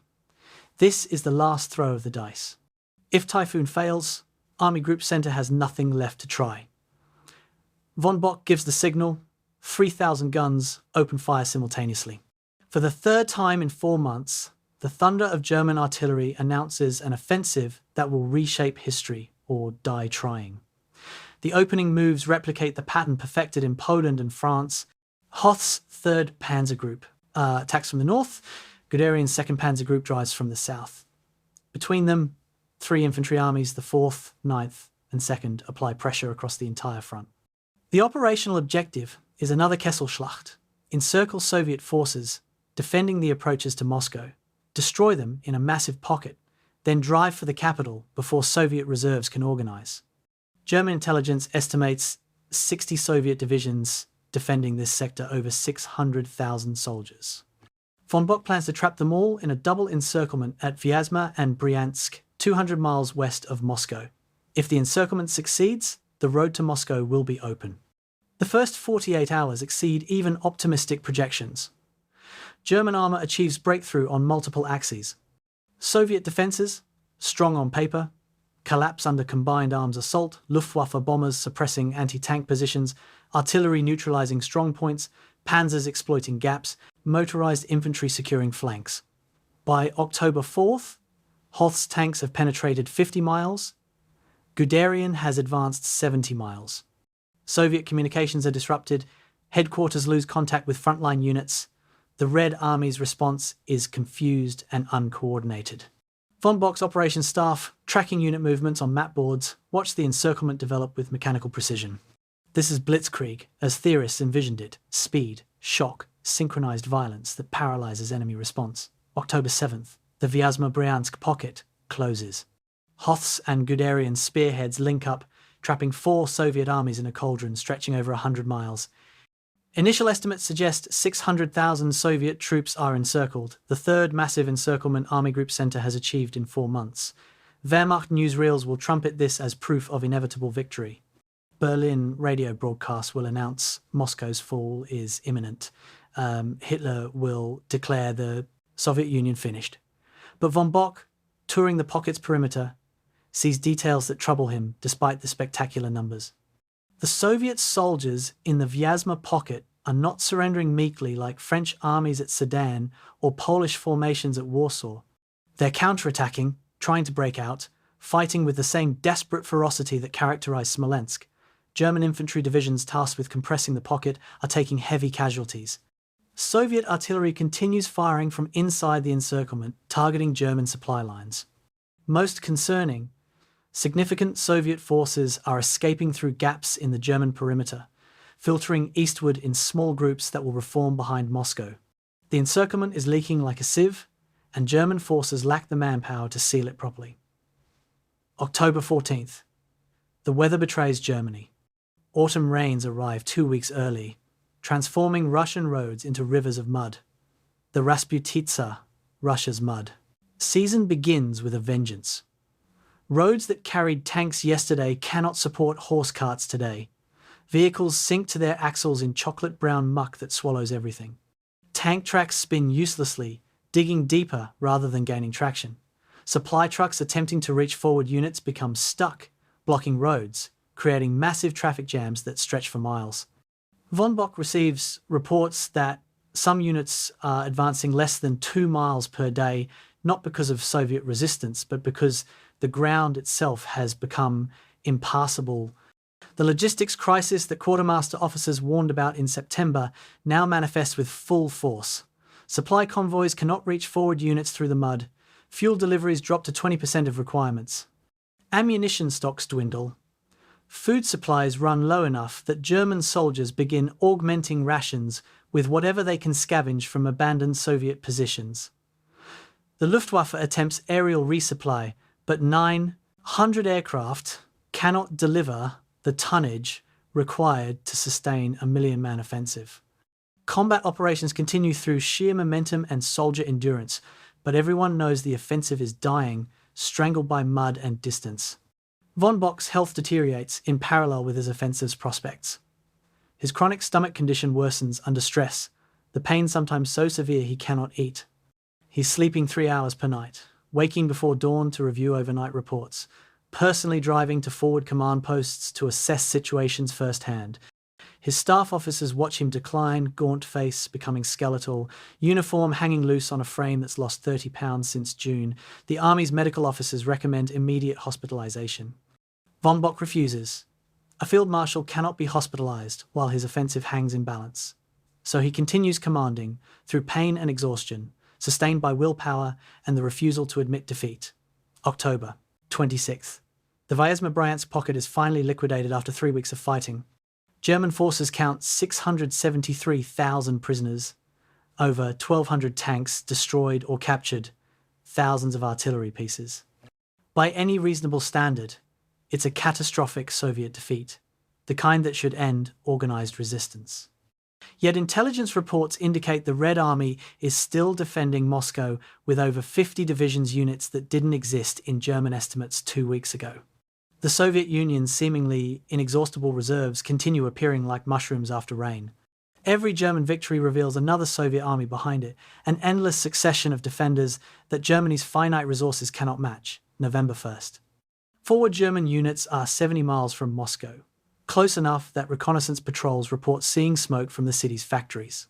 But the offensive has stalled, not from Soviet counterattacks, but from exhaustion and supply failure. Tank divisions report 50% of vehicles inoperable, not destroyed, simply broken down from continuous operations without adequate maintenance. Infantry divisions are at 40% strength, depleted by casualties and disease. Artillery units are rationing ammunition to 20 rounds per gun per day.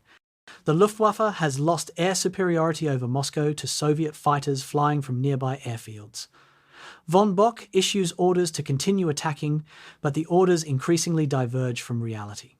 Units cannot advance because they lack fuel. Attacks fail because artillery support is insufficient. Objectives aren't taken because infantry are too exhausted to assault. November 13th. Temperature drops below freezing for the first time. The mud freezes solid overnight, restoring mobility, but introducing a new horror: cold for which German forces are unprepared. Summer uniforms, adequate in September, are death sentences in November. Soldiers wrap themselves in whatever they can find: Soviet greatcoats stripped from prisoners, blankets stolen from civilians, newspaper stuffed inside tunics for insulation. Frostbite cases begin appearing in field hospitals, soldiers with blackened fingers and toes that require amputation. The winter uniforms and equipment that German logistics prepared sit in Warsaw warehouses, unreachable because the same transportation network that cannot deliver ammunition and fuel certainly cannot deliver winter clothing. Von Bock faces the defining decision of his career. He can order retreat to winter positions, preserving his army but abandoning the Moscow offensive. Or he can continue attacking, hoping that one more push, just one more, will break Soviet resistance and deliver the capital. His entire career, his experience in World War I, the ghost of 1918 that has haunted him since the Kaiser's defeat, all of it compels him forward. To retreat is to repeat 1918, to come close and fail, to watch victory dissolve. So von Bock orders the offensive to continue, knowing he's asking his soldiers to achieve the impossible, gambling their lives on the hope that impossibility can be overcome through willpower and courage. It's the same decision commanders have made throughout history when victory seems just beyond reach, the decision that creates either legends or catastrophes, with nothing in between. Von Bock has made his choice. Now he'll discover which category his decision falls into. November 7th, 1941. The temperature at Field Marshal von Bock's headquarters drops to -20 degrees Celsius, -4 Fahrenheit. It's the coldest November day in recorded Russian history, the beginning of a winter that will freeze German soldiers in positions they still wear summer uniforms to defend. Von Bock stands outside his command post in the pre-dawn darkness, watching his breath crystallize into ice crystals that fall like snow. He's wearing a greatcoat but can still feel cold, penetrating to his bones. If he's this cold with adequate clothing and heated buildings nearby, he can barely imagine what his soldiers are experiencing in forward positions, huddled in frozen trenches without shelter, without winter gear, without any protection except what they can improvise. The weather reports confirm his worst fears. This is not normal Russian winter. This is once-in-a-century cold, arriving weeks early, hitting German forces before they've had any chance to prepare. General Winter, Russia's most effective ally, has joined the war. The cold kills in ways combat veterans find more terrible than bullets. A soldier who stops moving for more than an hour risks freezing to death in his position. Frostbite strikes exposed skin within minutes, faces, hands, any flesh in contact with metal. Soldiers learn not to touch their rifles with bare hands because skin freezes to metal instantly, tearing away when they pull free. Urination becomes dangerous. Men suffer frostbite on their genitals from exposure to -40-degree air. Sleep is nearly impossible because closing your eyes for too long risks not waking up. The human body simply cannot function at these temperatures, and German soldiers are discovering their physiological limits in the most brutal way possible. The mechanical failures compound human suffering. German vehicles were not designed for extreme cold. Engine oil thickens into sludge that prevents engines from starting. Radiator coolant freezes despite antifreeze, cracking engine blocks.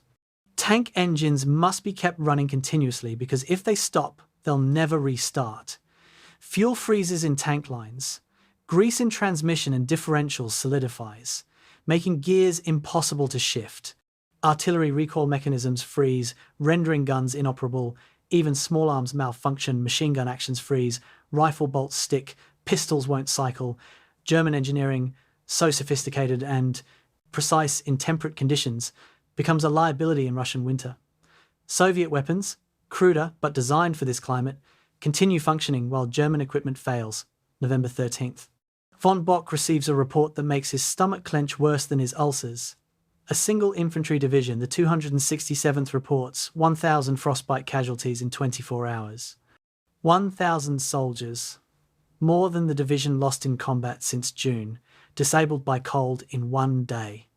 The field hospitals are overwhelmed with cold weather injuries that doctors trained in conventional warfare don't know how to treat.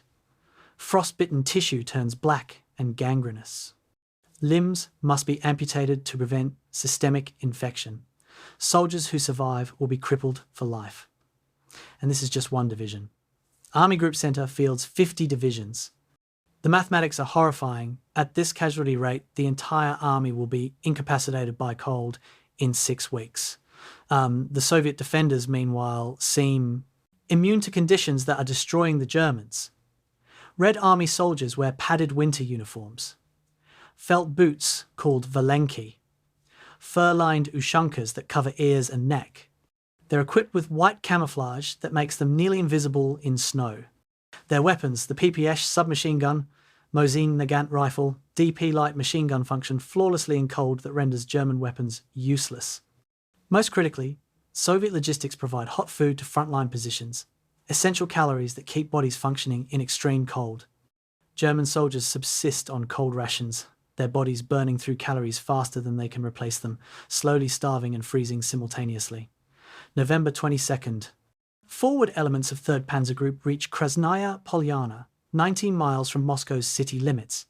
German officers train binoculars on the capital, seeing through morning mist the golden spires of the Kremlin, the smoke from thousands of factories, the prize they've sacrificed everything to reach. Newsreels will film this moment, German soldiers at the closest point to Moscow any invader will reach.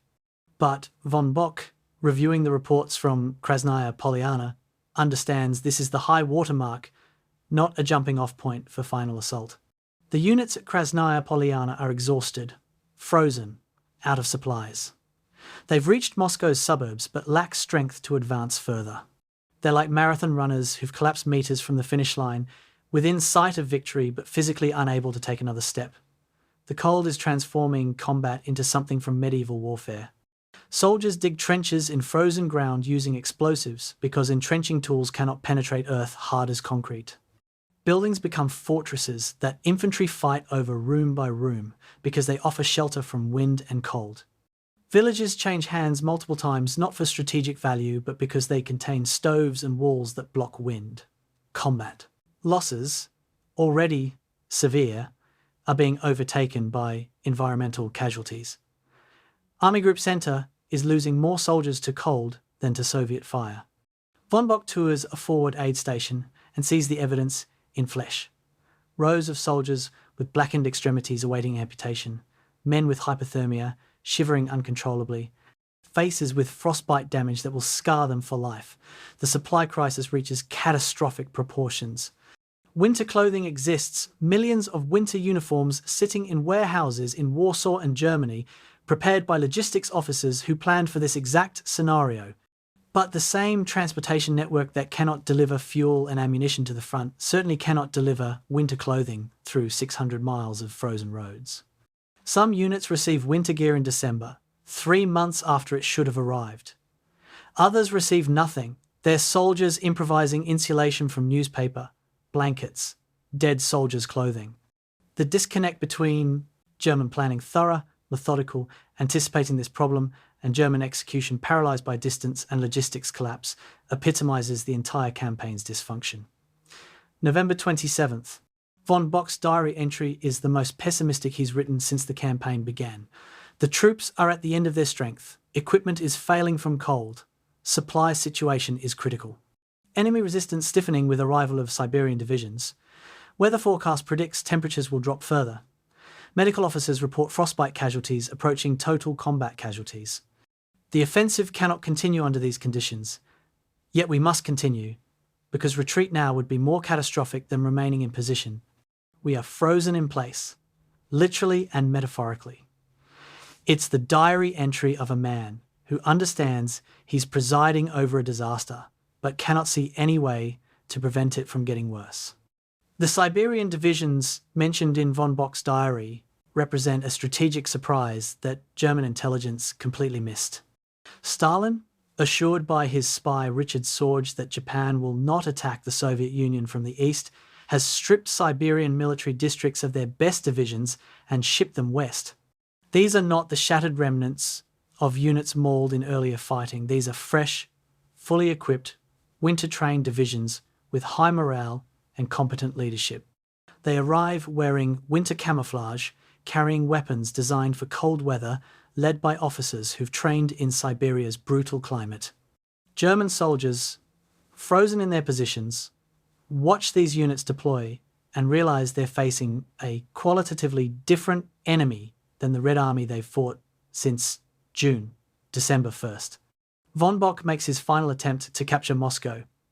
He orders 3rd and 4th Panzer Groups to attack toward the capital from the north, hoping that concentration of remaining armour can achieve breakthrough.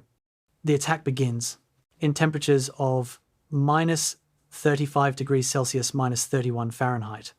German tanks move forward through snow-covered forests, their engines running on the last reserves of fuel, their crews wearing every piece of clothing they own. The advance lasts 2 days, gains 5 miles, and collapses from exhaustion, fuel, starvation, and Soviet resistance. Von Bock receives the after-action reports and understands what he's been avoiding. Admitting Operation Typhoon has failed, Moscow will not fall, the war in the east will not end this year, or possibly ever. The temperature continues dropping, minus 40, minus 45. Conditions that kill exposed humans in minutes, that freeze steel until it becomes brittle, that reduce the German military, the most sophisticated armed force in Europe, to the level of Napoleon's Grand Army struggling through the same Russian winter 129 years earlier. Von Bock stands at his map table, staring at the representation of Moscow 19 miles away, and feels the ghost of 1918 laughing in his face. He came within reach of Paris in 1918 and watched victory collapse. Now he's 19 miles from Moscow, watching history repeat with mechanical precision. The pause in July, the diversion to Kiev, the autumn mud, the early winter. Each of these factors contributed, but the fundamental reality is simpler and more terrible. Russia is too vast, the Red Army too resilient, the German military too small to achieve the strategic objectives Hitler demanded. Von Bock has been trying to do the impossible, and reality has finally, brutally, asserted itself. General Winter didn't defeat Germany. He simply revealed that Germany was already defeated, frozen in place like insects trapped in amber, unable to advance or retreat, waiting for the blow that will shatter everything. That blow is coming. Von Bock can feel it building in Soviet positions around Moscow, can see it in intelligence, reports of massive Red Army concentrations, can sense it in the way Soviet resistance has shifted from desperate defense to confident counterpressure. The Wehrmacht's offensive is finished. Now comes the reckoning. December 2nd, 1941, 19 miles. Field Marshal von Bock keeps repeating the number in his mind, as if repetition will change its meaning. 19 miles, 31 kilometers between German forward positions at Krasnaya Polyana and the Kremlin in central Moscow. Close enough that von Bock can see the Soviet capital through field glasses on clear days. Close enough that German artillery shells could reach the city centre if only enough ammunition existed for sustained bombardment. close enough to taste victory like copper on the tongue, close enough to make the distance's insignificance, a 2-hour drive in peacetime, a day's march for fresh troops, feel like an unbridgeable chasm. Von Bock has spent 6 months advancing 650 miles across the Soviet Union. Now he stands frozen 19 miles from his objective, unable to advance, afraid to retreat, watching his army disintegrate in place while Soviet forces gather for counteroffensive. This is the moment that will define his legacy. Not how far he advanced, but how close he came and still failed. The forward positions at Krasnaya Polyana present a scene from military nightmare. German soldiers occupy what were once Dachau's country homes, where Moscow's elite escapes summer heat. Now these charming wooden structures are fortified strongpoints, their windows blocked with sandbags, their floors covered with sleeping soldiers packed together for warmth, their walls scarred by Soviet artillery. The men defending these positions belong to units that crossed the Soviet border 6 months ago at full strength. Now they're ghosts. Companies of 30 men that should field 200 tank battalions with 5 operational vehicles instead of 50 artillery batteries, with a single working gun. They huddle around improvised stoves, burning furniture and fence posts because firewood supply has failed, like every other logistical system. Their uniforms are rags supplemented with Soviet greatcoats, civilian clothing, blankets wrapped around legs and feet. Most haven't bathed in weeks. Many suffer untreated frostbite. All are exhausted beyond anything their training prepared them for. Von Bock visits these positions on December 2nd, conducting a personal reconnaissance that confirms what written reports have been telling him. He moves from strong point to strong point in his staff car, accompanied only by his driver and adjutant, exposing himself to Soviet artillery fire with the recklessness of a man who no longer fears death as much as failure. At each position, he questions company commanders and soldiers, demanding honest assessments of their combat capability. The answers are uniform in their grimness. Officers report 50 to 60% casualties in their units. They've received no replacements since October. Equipment is failing faster than field maintenance can repair. Ammunition is rationed to 10 rounds per rifle, 5 rounds per machine gun. Food supplies are irregular. Some days hot meals arrive. Most days soldiers subsist on hard bread and whatever they can scavenge. Medical supplies are exhausted. The wounded are treated with improvised bandages and no anesthesia. Can they attack Moscow? The question is absurd. These units can barely hold their current positions. At one strong point, Von Bock encounters a scene that crystallizes the campaign's collapse. A lieutenant, he looks 19 years old, though he's probably 25, is attempting to start a tank, one of the few operational vehicles remaining to his battalion. The tank's engine won't turn over despite repeated attempts. The lieutenant pounds the frozen hull with frustration, then sits in the snow and begins crying, not from fear or cowardice, but from simple despair at the impossibility of accomplishing his mission with equipment that won't function. Von Bock watches this breakdown for a moment, then continues to the next position without comment. What can he say? The lieutenant's despair is entirely rational. Von Bock feels the same despair but cannot afford to show it. Field marshals don't sit in snow and cry, no matter how much they might want to. December 4th. Von Bock convenes a conference with his Army and Panzer Group commanders, Kluge of 4th Army, Strauss of 9th Army, Wykes of 2nd Army, Hoth of 3rd Panzer Group, Guderian of 2nd Panzer Group, Heopner of 4th Panzer Group. These are the men who executed Operation Typhoon, who've commanded through 6 months of continuous combat, whose units have advanced further into Russia than any German force in history. Von Bock needs their assessment. Can Army Group Center continue attacking Moscow? The meeting is held in a schoolhouse converted to headquarters, heated by a single wood stove that barely takes edge off the cold. The assembled commanders look like refugees, hollow-eyed, unshaven, wearing every piece of clothing they own. Von Bock opens the meeting with a direct question: can we take Moscow? The responses are variations on a theme. Guderian, always the most aggressive, argues his 2nd Panzer Group is finished as an offensive force, tank strength down to 30 operational vehicles, infantry too frozen to leave their positions. Hoth reports 3rd Panzer Group is in similar condition. Hopner's 4th Panzer Group has lost 2/3 of its armour. The infantry army commanders report their divisions are combat ineffective, holding positions through sheer willpower but incapable of offensive operations. The consensus is unanimous. Army Group Center cannot attack Moscow. The offensive is over. The only question is whether to hold current positions or withdraw to defensible winter lines 50 to 100 miles to the rear. Von Bock listens without expression, then dismisses his commanders to consider options. After they leave, he remains alone with his chief of staff and reveals what he's been hiding. Hitler has forbidden any withdrawal. Directive from Führer headquarters 2 days ago: hold all positions. Not one step back. Retreat is forbidden. The withdrawal prohibition creates an impossible dilemma.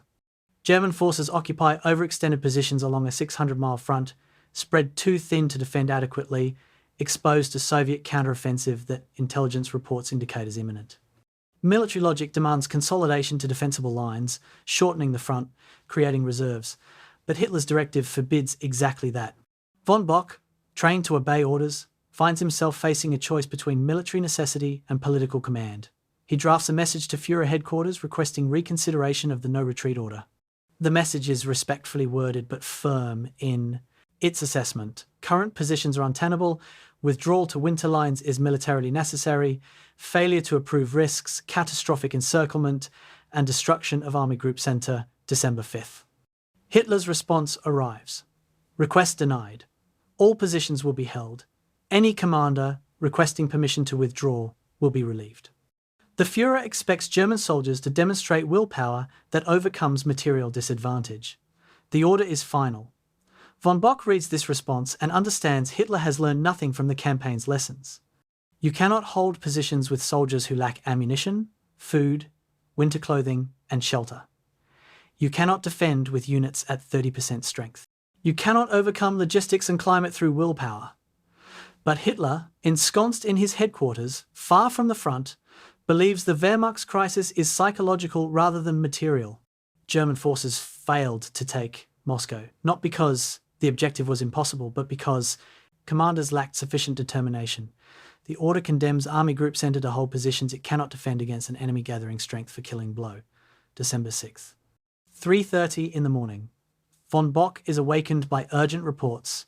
Massive Soviet counteroffensive has begun along the entire Army Group Center front. The blow that intelligence reports predicted has fallen. Over 100 fresh Soviet divisions, more than 1 million men, 7,000 artillery pieces, 774 tanks are attacking from north, center, and south. These are not the shattered remnants von Bock has been fighting since June.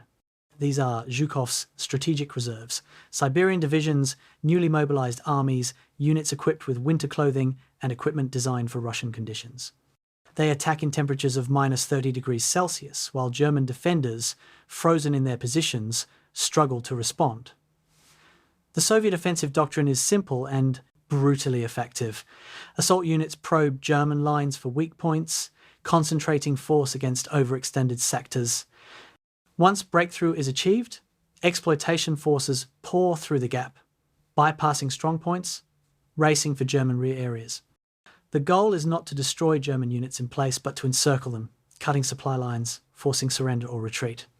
It's the German playbook from June through October, now being applied against the Wehrmacht by enemies they thought beaten. Von Bock's headquarters is inundated with crisis reports. Breakthrough at Klin, German defences collapsing near Tula, Soviet forces threatening Kalinin. The operational map, which has shown blue arrows pointed toward Moscow for months, is suddenly covered with red arrows pointed westward toward Germany. Von Bock responds with characteristic professionalism, issuing orders to stabilize the front, moving reserves to threatened sectors, authorizing local withdrawals despite Hitler's directive. But his reserves are minimal. Every unit was committed to the Moscow offensive, leaving nothing in reserve for defensive operations. The withdrawals he authorizes are not orderly retrograde movements but fighting retreats, units fleeing westward ahead of Soviet pursuit, abandoning equipment they cannot move. Klin falls on December 8th. Kalinin is liberated on December 16th.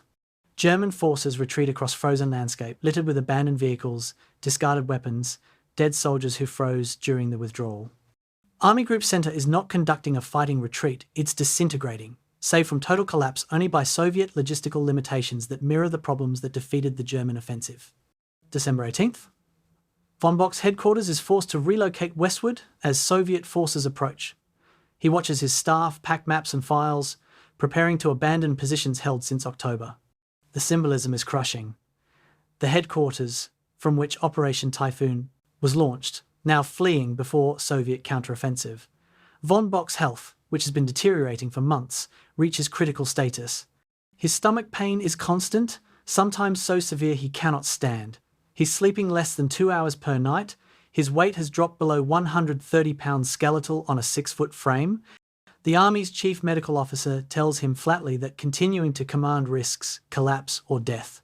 Von Bock ignores the advice. A field marshal does not abandon his post because of ulcers and exhaustion, not while his army is fighting for survival, but the decision is taken from his hands.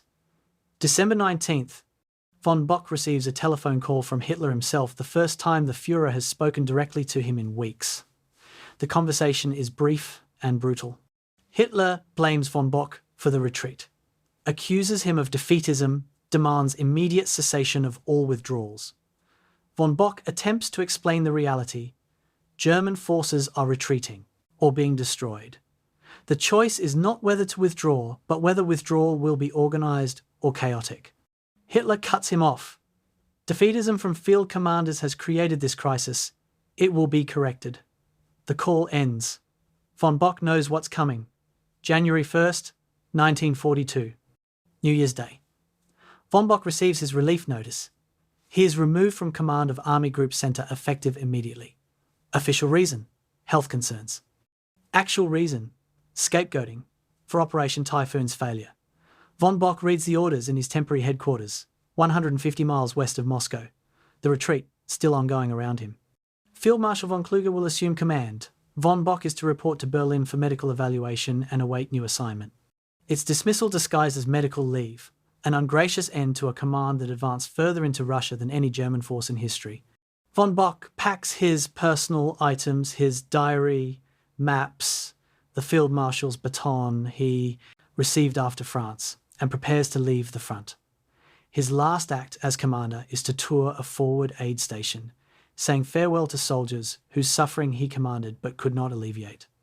They salute as he passes, unaware he's been relieved, unaware their commander came within 19 miles of Moscow and failed. Von Bock returns their salutes, climbs into his staff car, and drives west toward Germany, leaving behind an army that will fight through the winter, stabilize the front, and survive but will never again threaten Moscow. 19 miles. Von Bock will spend the rest of his life calculating what those 19 miles cost and whether any commander could have crossed them. January 6, 1942. 200 miles west of Moscow, near the town of Klin. A German supply convoy, 15 trucks carrying ammunition and rations for 2nd Panzer Division, sits abandoned on the Volokholamsk highway, vehicles coated in snow, engines frozen solid, drivers either dead or fled westward on foot. Soviet ski troops discovered the convoy 3 hours ago, killed the guards in a brief firefight, and radioed coordinates to advancing rifle divisions. Now, Captain Ivan Konev of the 16th Army stands among the abandoned trucks, conducting an inventory that reveals more about German collapse than any tactical intelligence report could convey. The trucks contain winter uniforms, thousands of them still in their packaging, desperately needed by German soldiers freezing in their summer gear. But these uniforms sat in Warsaw warehouses for 3 months while German logistics struggled to move them forward. Now, they'll warm Soviet soldiers instead. Konev orders his men to strip the convoy, taking everything useful, destroying the rest. This scene is repeating across hundreds of miles of front line. German supplies abandoned, equipment discarded, positions evacuated in panic as the Red Army's counteroffensive transforms Field Marshal von Bock's advance into catastrophic retreat. The Soviet counteroffensive that began December 6th has achieved what seemed impossible 2 weeks ago. It has driven back the Wehrmacht from Moscow's gates, liberated dozens of towns, and sent Army Group Center reeling westward in the first sustained German retreat of the entire war. The architect of this reversal is General Georgy Zhukov, Stalin's most competent military commander, a man as ruthless with his own troops as with the enemy, but possessed of genuine operational skill. Zhukov understood what von Bock never quite grasped. The Moscow offensive had overextended German logistics beyond recovery. When Soviet counterattacks hit frozen, exhausted, undersupplied German positions, They didn't need to be brilliant, they just needed to apply sustained pressure against an enemy that lacked reserves, mobility, or supply depth. The result is a fighting retreat that threatens to become a rout, German forces streaming westward, while Soviet armies pursue with the same relentless pressure Germans applied to the Red Army in June. The numbers tell the story of role reversal. In June, Germans were capturing 300,000 Soviet prisoners per encirclement. Now, Soviet forces are destroying entire German divisions. The 34th Infantry Division ceases to exist as a combat formation near Volokholamsk. The 87th Infantry Division is shattered at Kalinin. The 302nd Infantry Division loses 70% of its strength retreating from Klin. German casualties for December and January will exceed 400,000 killed, wounded, captured, or missing losses Germany cannot replace. Equipment losses are equally catastrophic. 1,200 tanks abandoned or destroyed, 3,000 artillery pieces lost, tens of thousands of vehicles left behind because they won't start in the cold or there's no fuel to run them. Army Group Center, which fielded 2 million men in June, is a shadow of its former strength by January, barely holding a defensive line 150 miles west of where it stood in December. Von Bock's relief comes as this disaster is unfolding, but his replacement, Field Marshal von Kluge, inherits the crisis without inheriting blame. Kluge's first assessment to Hitler is brutally honest. Army Group Center is in danger of complete collapse. A fighting retreat is the only option. Attempting to hold current positions will result in encirclement and destruction. Hitler, surprisingly, accepts Kluge's assessment after rejecting identical warnings from von Bock. Perhaps Hitler respects Kluge's National Socialist credentials more than von Bock's aristocratic reserve. Perhaps the scale of catastrophe is now undeniable, even to Hitler's fantasy-prone strategic thinking. Whatever the reason, Kluge receives permission to conduct the withdrawals. Von Bock was forbidden from executing. German forces retreat to the Königsberg Line, 100 miles west of Moscow, surrendering all the territory won since October. But the retreat doesn't stop at prepared defensive positions because those positions don't really exist. The Königsberg Line looks impressive on maps, a series of fortified towns and villages, connected by trench systems, supported by artillery positions, but the reality is improvisation and desperation. German engineers can't dig proper trenches in frozen ground. Artillery positions lack overhead cover because lumber for bunkers was never transported forward. The fortified towns are peasant villages whose wooden buildings burn when hit by Soviet artillery. Troops manning these positions are the survivors of 3 months of continuous combat. Exhausted and traumatized men who've watched friends freeze to death, who've retreated under fire for weeks, whose faith in German invincibility has been shattered by Moscow's failure. They hold because they're soldiers, and soldiers hold when ordered. But the cohesion and morale that made the Wehrmacht formidable in June has been ground away by Russia's winter. The Soviet offensive reveals how thoroughly the tables have turned. In June, German reconnaissance aircraft dominated Soviet skies, providing Army Group Center with near-perfect intelligence about enemy positions. Now, Soviet aircraft Yak fighters, Il-2 Sturmovik ground attack planes patrol the front with impunity. German Luftwaffe, depleted by 6 months of continuous operations and unable to operate from airfields where fuel supplies have failed, cedes air superiority. Soviet artillery, which seemed endless in its ammunition supply even during summer retreats, now pounds German positions with the same methodical bombardments that Wehrmacht artillery applied to Soviet defences. And Soviet infantry, equipped for winter warfare, attacks in conditions that immobilise German defenders, night operations using darkness and snow for concealment, attacks during blizzards when German soldiers can barely leave their shelters, infiltration, tactics that exploit gaps in overstretched German lines. January 15th, 1942. A Soviet rifle division attacks German positions near Sechevka, executing an operation that demonstrates how Soviet tactical competence has improved since June. The division conducts reconnaissance for 2 days, identifying German strongpoints and gaps between positions.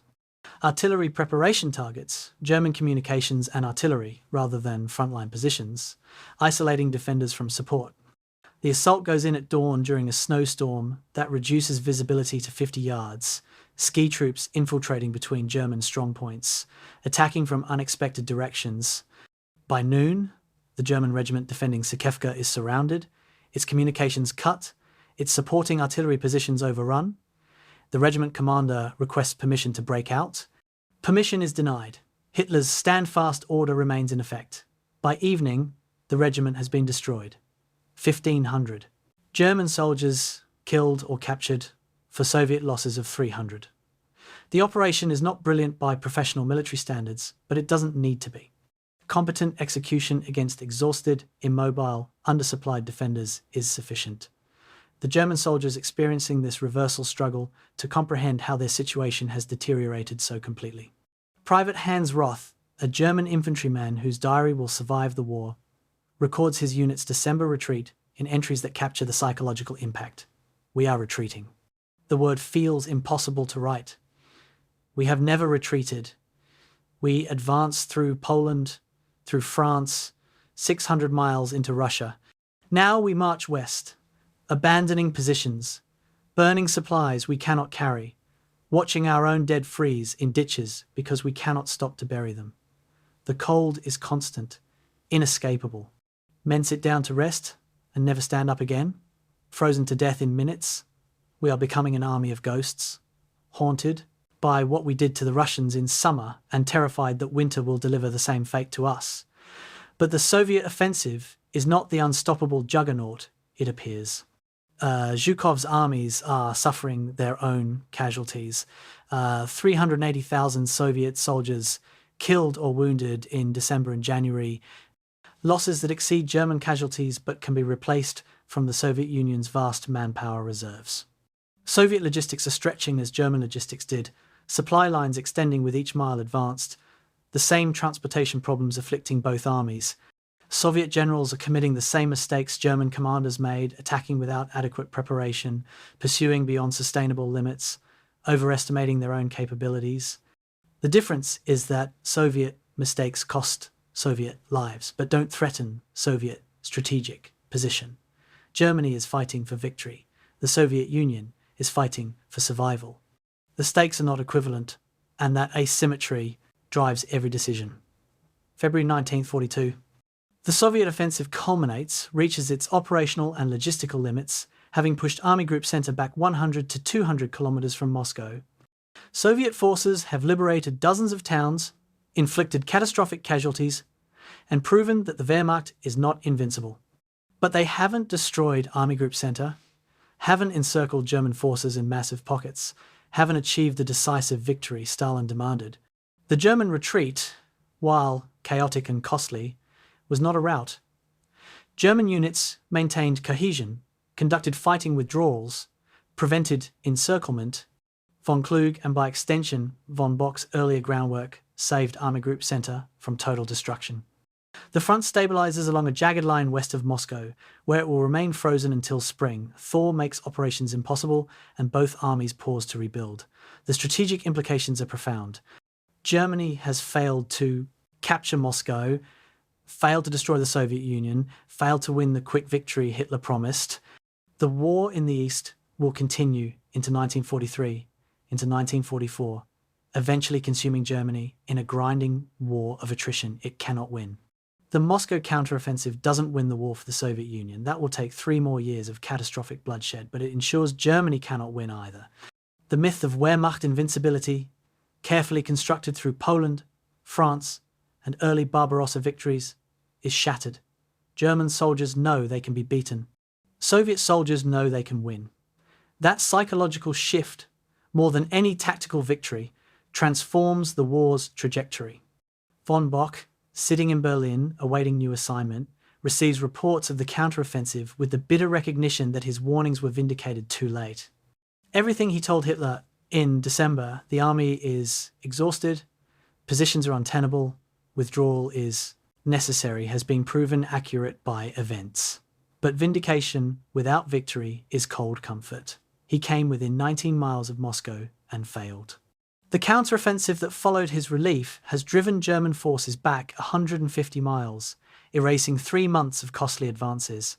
The ghost of 1918, which haunted von Bock throughout the campaign, has materialized into reality. Germany once again advanced to within sight of victory, once again paused at the critical moment. once again watched triumph dissolve into retreat and disaster. History hasn't repeated exactly. The Eastern Front in 1942 is not the Western Front in 1918, but the pattern is close enough that von Bock can see the parallels. He spent his entire career trying to avoid repeating 1918. Instead, he's orchestrated its sequel, with Russia replacing France and winter replacing American reinforcements as the factor that transforms near victory into defeat. The irony is not lost on him. The ghost is laughing. January 18th, 1942. Field Marshal Fedor von Bock sits in a Berlin hotel room converted to temporary quarters for senior officers awaiting reassignment, reading the telegram that officially terminates his command of Army Group Center. The telegram is brief, bureaucratic, devoid of gratitude or acknowledgement for 6 months commanding the largest German formation on the Eastern Front. You are relieved from command effective immediately. Report to OKW for medical evaluation and future assignment consultation. The signature is Keitel's, Hitler's, Chief of Staff, a man universally dismissed as a toady, but who now holds von Bock's career in his bureaucratic hands. Von Bock places the telegram on the writing desk next to his Field Marshal's baton, the symbol of rank awarded after France's conquest, now a reminder of how high he rose before Moscow brought him down. He's 61 years old, has served Germany for 43 years, and is being dismissed not for incompetence, but for being right at the wrong time. The injustice burns, but von Bock's training prevents him from expressing bitterness openly. Prussian officers do not complain about their treatment. They accept what fate and the Führer decree. The official reason for relief is health concerns: von Bock's chronic stomach condition, weight loss, exhaustion from continuous command. The medical rationale provides face-saving cover for both von Bock and Hitler, allowing the dismissal to appear as concerned leadership rather than scapegoating. But everyone in OKW knows the real reason. Hitler needs someone to blame for Moscow's failure, and von Bock made himself a target through his repeated requests to withdraw. His arguments against the July-August diversion to Kiev, his insistence that Moscow should have been the sole objective. Hitler doesn't tolerate officers who question his strategic decisions, especially when those officers are proven correct by events. Von Brauchitsch, the army's commander-in-chief, has already been dismissed. Guderian will be relieved within weeks. Von Bock is the most prominent casualty of a purge designed to reassert Hitler's control over military operations. The medical evaluation is perfunctory. Army doctors examine von Bock and confirm what's obvious. He's exhausted, underweight, suffering from stress-induced stomach ulcers. They recommend rest, reduced duties, possibly retirement given his age. But von Bock doesn't want retirement. He wants vindication, wants another command, wants the chance to prove his operational competence wasn't the problem at Moscow. He submits a written report to OKW detailing Army Group Center's campaign, emphasizing the July pause that wasted critical time, the Kiev diversion that stripped forces from the Moscow axis, the logistics failures that starved the offensive. The report is professionally written, avoiding direct criticism of Hitler, while making clear that strategic decisions beyond von Bock's control doomed Operation Typhoon. The report is filed and ignored. Hitler is not interested in after-action reviews that implicate his decision-making.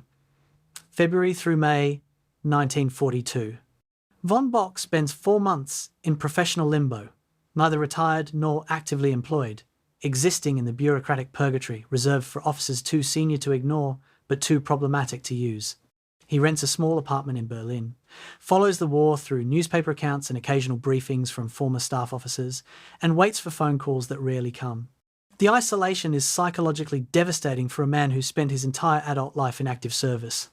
Von Bock's identity is wrapped in his military role. Without command, he's uncertain who he is or what purpose he serves. His diary entries from this period are increasingly bitter, railing against Hitler's strategic incompetence, criticizing the political interference in military operations, questioning how Germany can win a multi-front war when the Führer makes decisions based on ideology rather than military reality. But von Bock carefully moderates his criticism to exclude himself from resistance circles.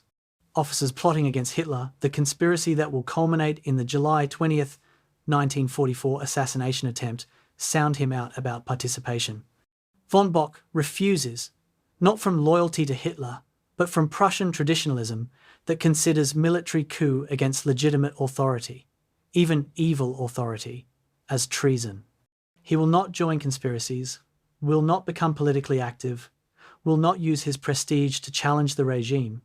Instead, he maintains the fiction that he's an apolitical soldier awaiting orders, that his criticisms are professional rather than political, that duty to Germany means serving whoever leads Germany. This moral compartmentalization, which allowed him to serve the Nazi regime while privately despising it, now prevents him from opposing that regime when opposition might matter. Von Bock remains trapped in the paradox he's constructed: honourable service to dishonourable ends, professional competence enabling criminal strategy. The Wehrmacht situation deteriorates throughout spring 1942. The Soviet counteroffensive stabilizes in March as both armies exhaust themselves, but the strategic damage to Germany is irreparable. The invasion has failed. The Soviet Union has survived. Now Germany faces exactly the prolonged multi-front war Hitler's strategy was designed to avoid. In the West, Britain continues fighting, supported by American industry. In North Africa, Rommel's Afrika Korps is overstretched and undersupplied. In the East, the Red Army is rebuilding, preparing for summer operations, growing stronger while Germany struggles to replace losses from the winter. Von Bock reads these reports and understands that Germany is sliding toward defeat, that the window for victory closed somewhere between Smolensk and Moscow, that everything now is delay and denial rather than path to victory. June 1942. Hitler surprises everyone by recalling von Bock to active duty. The reason is pragmatic rather than gracious. German forces are preparing Case Blue, the summer offensive aimed at the Caucasus oil fields and the city of Stalingrad. Army Group South, which will execute Case Blue, needs experienced leadership. Von Rundstedt, the current commander, is old and increasingly senile. Hitler needs a field marshal with proven operational competence, someone who can manage the complex operations required for Case Blue. Von Bock, despite his December relief, remains one of Germany's most capable commanders. Political considerations and scapegoating take second place to operational necessity. Von Bock receives his orders. Report to Army Group South headquarters in Ukraine. Assume command. Prepare for summer offensive. Von Bock accepts the assignment with mixed feelings. He's grateful for vindication. Hitler wouldn't restore him to command if Moscow's failure was truly his fault.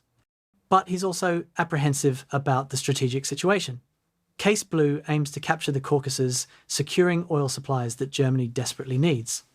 But the operation requires deep penetration into Soviet territory, lengthening supply lines exactly as Barbarossa did, trusting that Soviet resistance will collapse exactly as it didn't at Moscow. Von Bock sees the parallels and privately doubts Case Blue can succeed where Barbarossa failed. But he's a soldier, and soldiers execute orders regardless of doubt. He reports to his new headquarters and begins preparing Army Group South for operations that will begin in late June. July 10th, 1942. Von Bock's second command lasts less than a month. Army Group South has launched Case Blue, achieving significant early success, breaking through Soviet defenses, advancing deep into the Caucasus steppes, encircling Soviet forces near Voronezh. Von Bock, executing the operational methods that succeeded in France and Poland, orders aggressive pursuit, trying to destroy retreating Soviet forces before they can reorganize. But Hitler, monitoring operations from his East Prussian headquarters, objects to von Bock's focus on Voronezh. The Führer wants forces diverted south toward the Caucasus oil fields, not wasted, reducing pockets that Hitler considers strategically irrelevant. Von Bock argues again that destroying enemy forces takes precedence over capturing terrain, that completing the Voronezh encirclement will eliminate Soviet divisions that otherwise will threaten German flanks. Hitler again dismisses his field marshal's operational logic in favour of economic and political objectives. July 13th. The confrontation between Hitler and von Bock escalates into open argument, conducted via telephone with Hitler screaming and von Bock responding with icy correctness. Hitler accuses von Bock of repeating his Moscow mistakes, focusing on enemy armies rather than strategic objectives, wasting time on tactical victories while missing operational opportunities. Von Bock, abandoning the careful deference he maintained throughout the Moscow campaign, responds with unusual directness. His mission is to destroy Soviet military capabilities, not capture ground, and completing operations at Voronezh serves that mission regardless of Hitler's preference for pushing towards Stalingrad and the Caucasus. The telephone call ends with Hitler ordering von Bock to shift forces south immediately. Von Bock complies but submits a written protest documenting his objections. It's an act of professional integrity that will cost him his career. July 15th, 1942. 48 hours after the argument, von Bock is relieved for the second and final time. The official reason, again, is health concerns. His stomach condition has worsened under operational stress. The actual reason is insubordination. Hitler will not tolerate field commanders who argue with his strategic directions, who insist on operational priorities that differ from the Führer's vision. Von Bock has committed the unforgivable sin twice. He was right about Moscow, and he's right about Voronezh. Being right makes him dangerous because it highlights Hitler's errors. Better to relieve a competent field marshal than admit strategic mistakes. Von Bock receives his dismissal orders with weary resignation. He's been through this before. He knows arguing is futile. He packs his belongings, briefs his successor General von Weiss, and departs Army Group South headquarters for what will be permanent retirement. The irony is savage and immediate.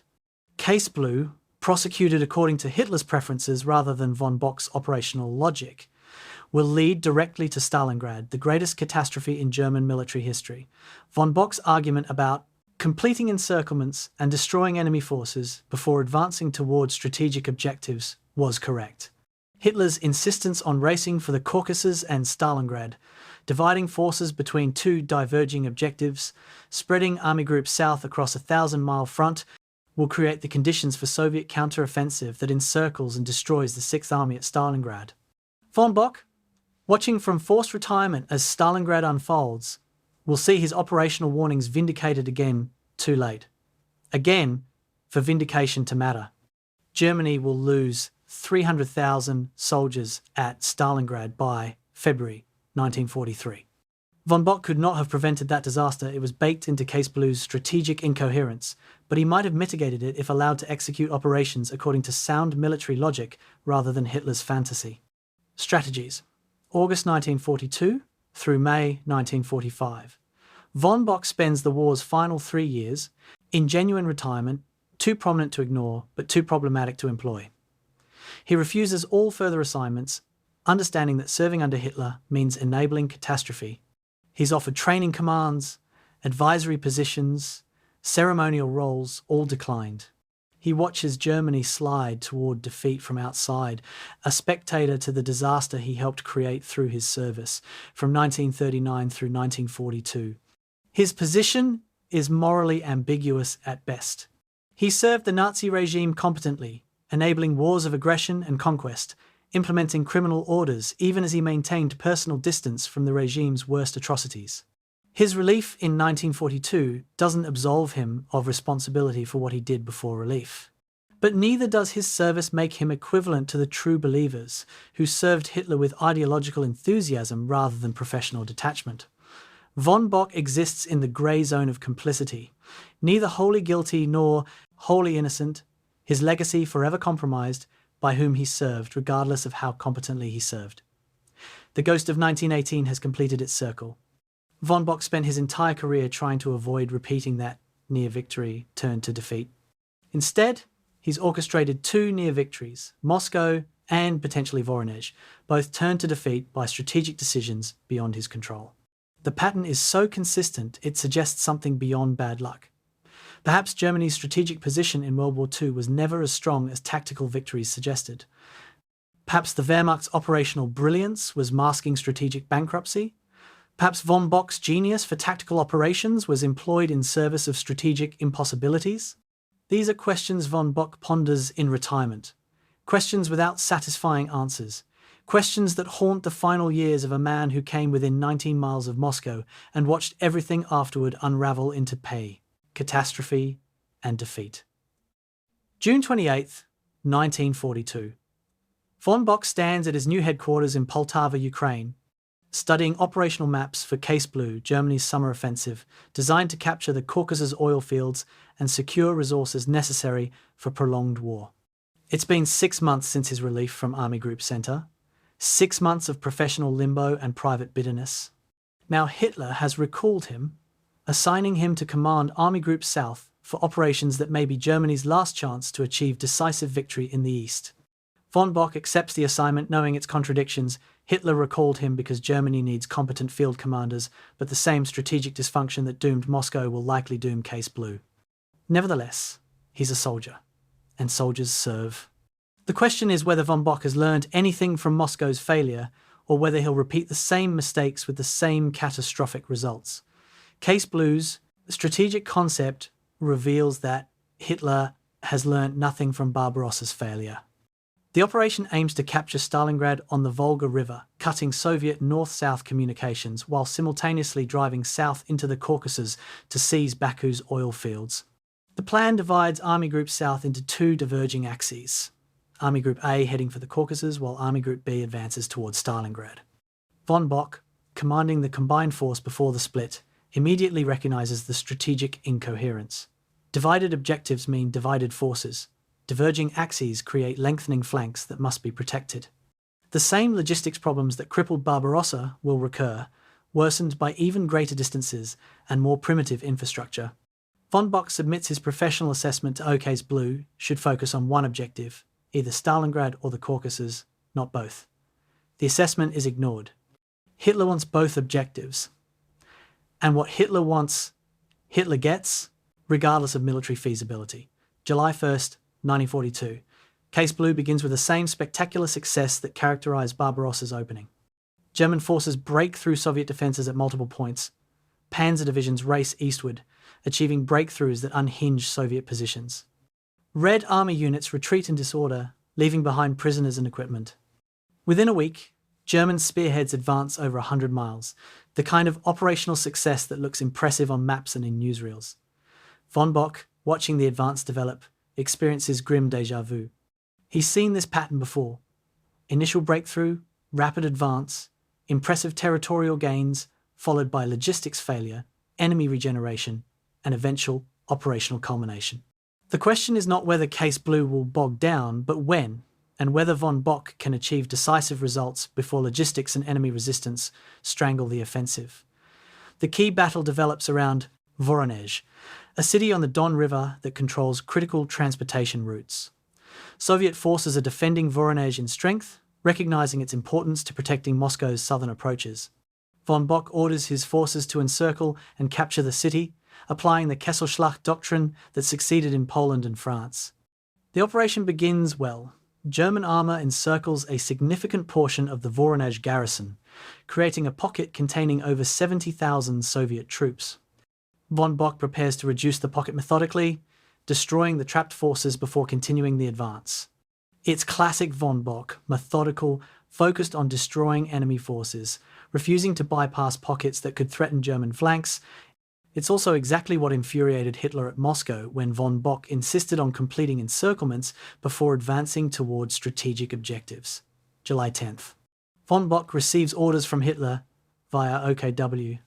Abandon the Voronezh operation. Send mobile forces south toward the Caucasus immediately. Hitler's logic is economic and political rather than military.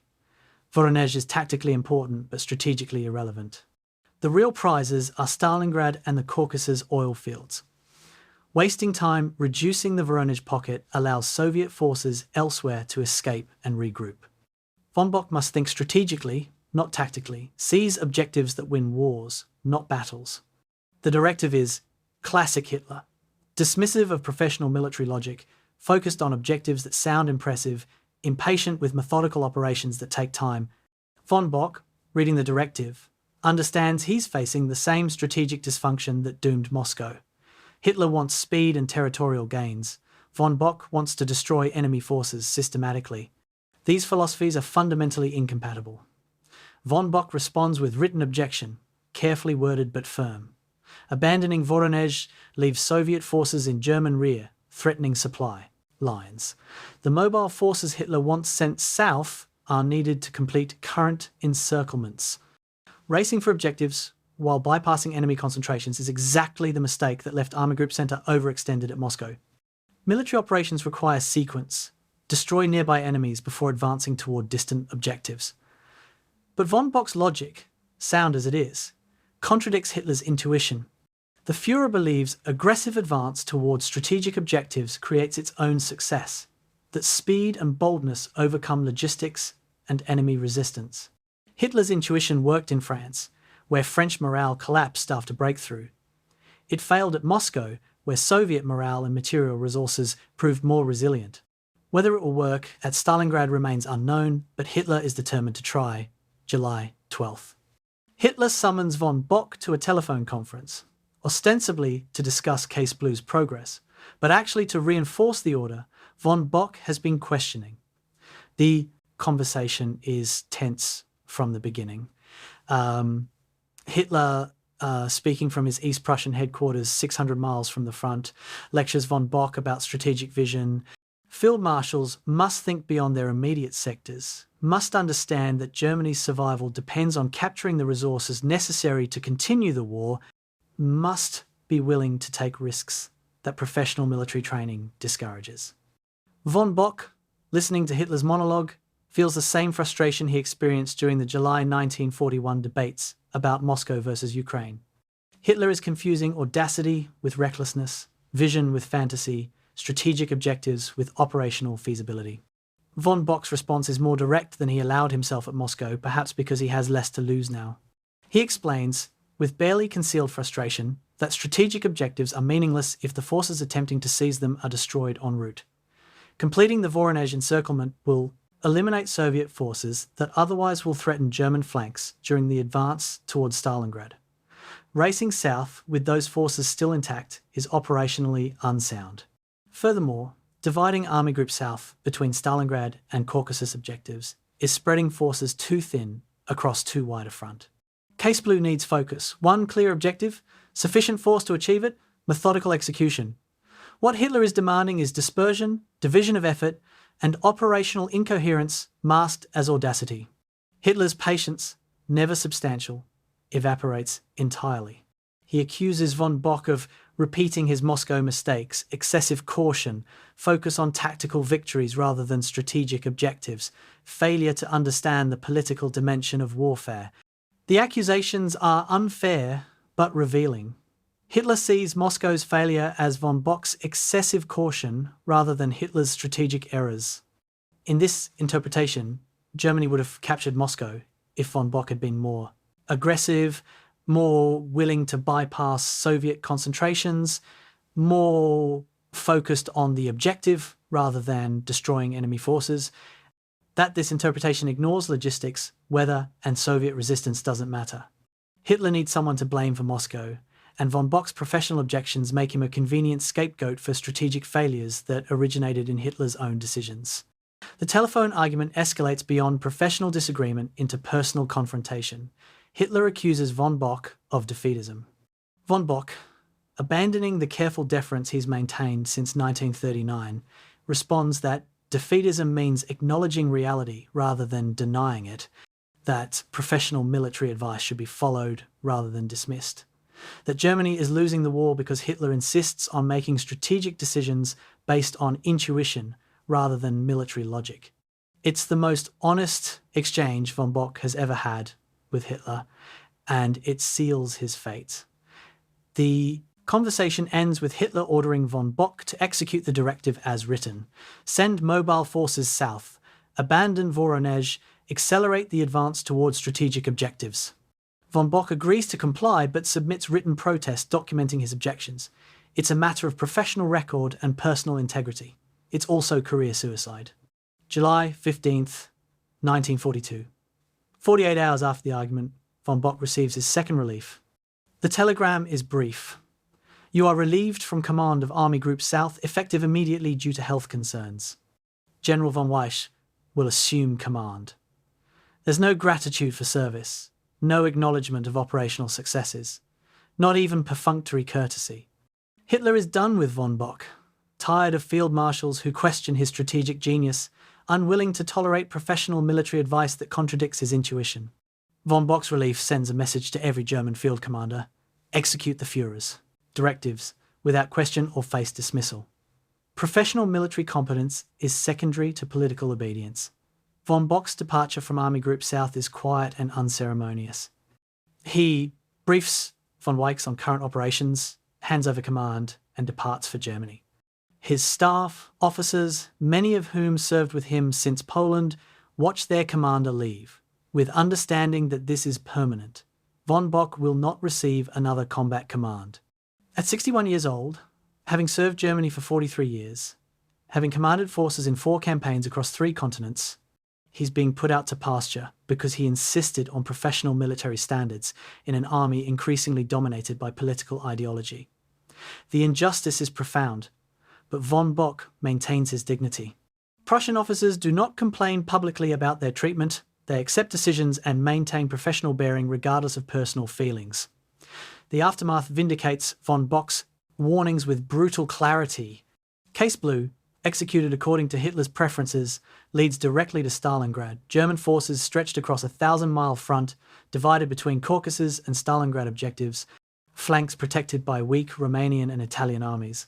Logistics stretched beyond sustainable limits.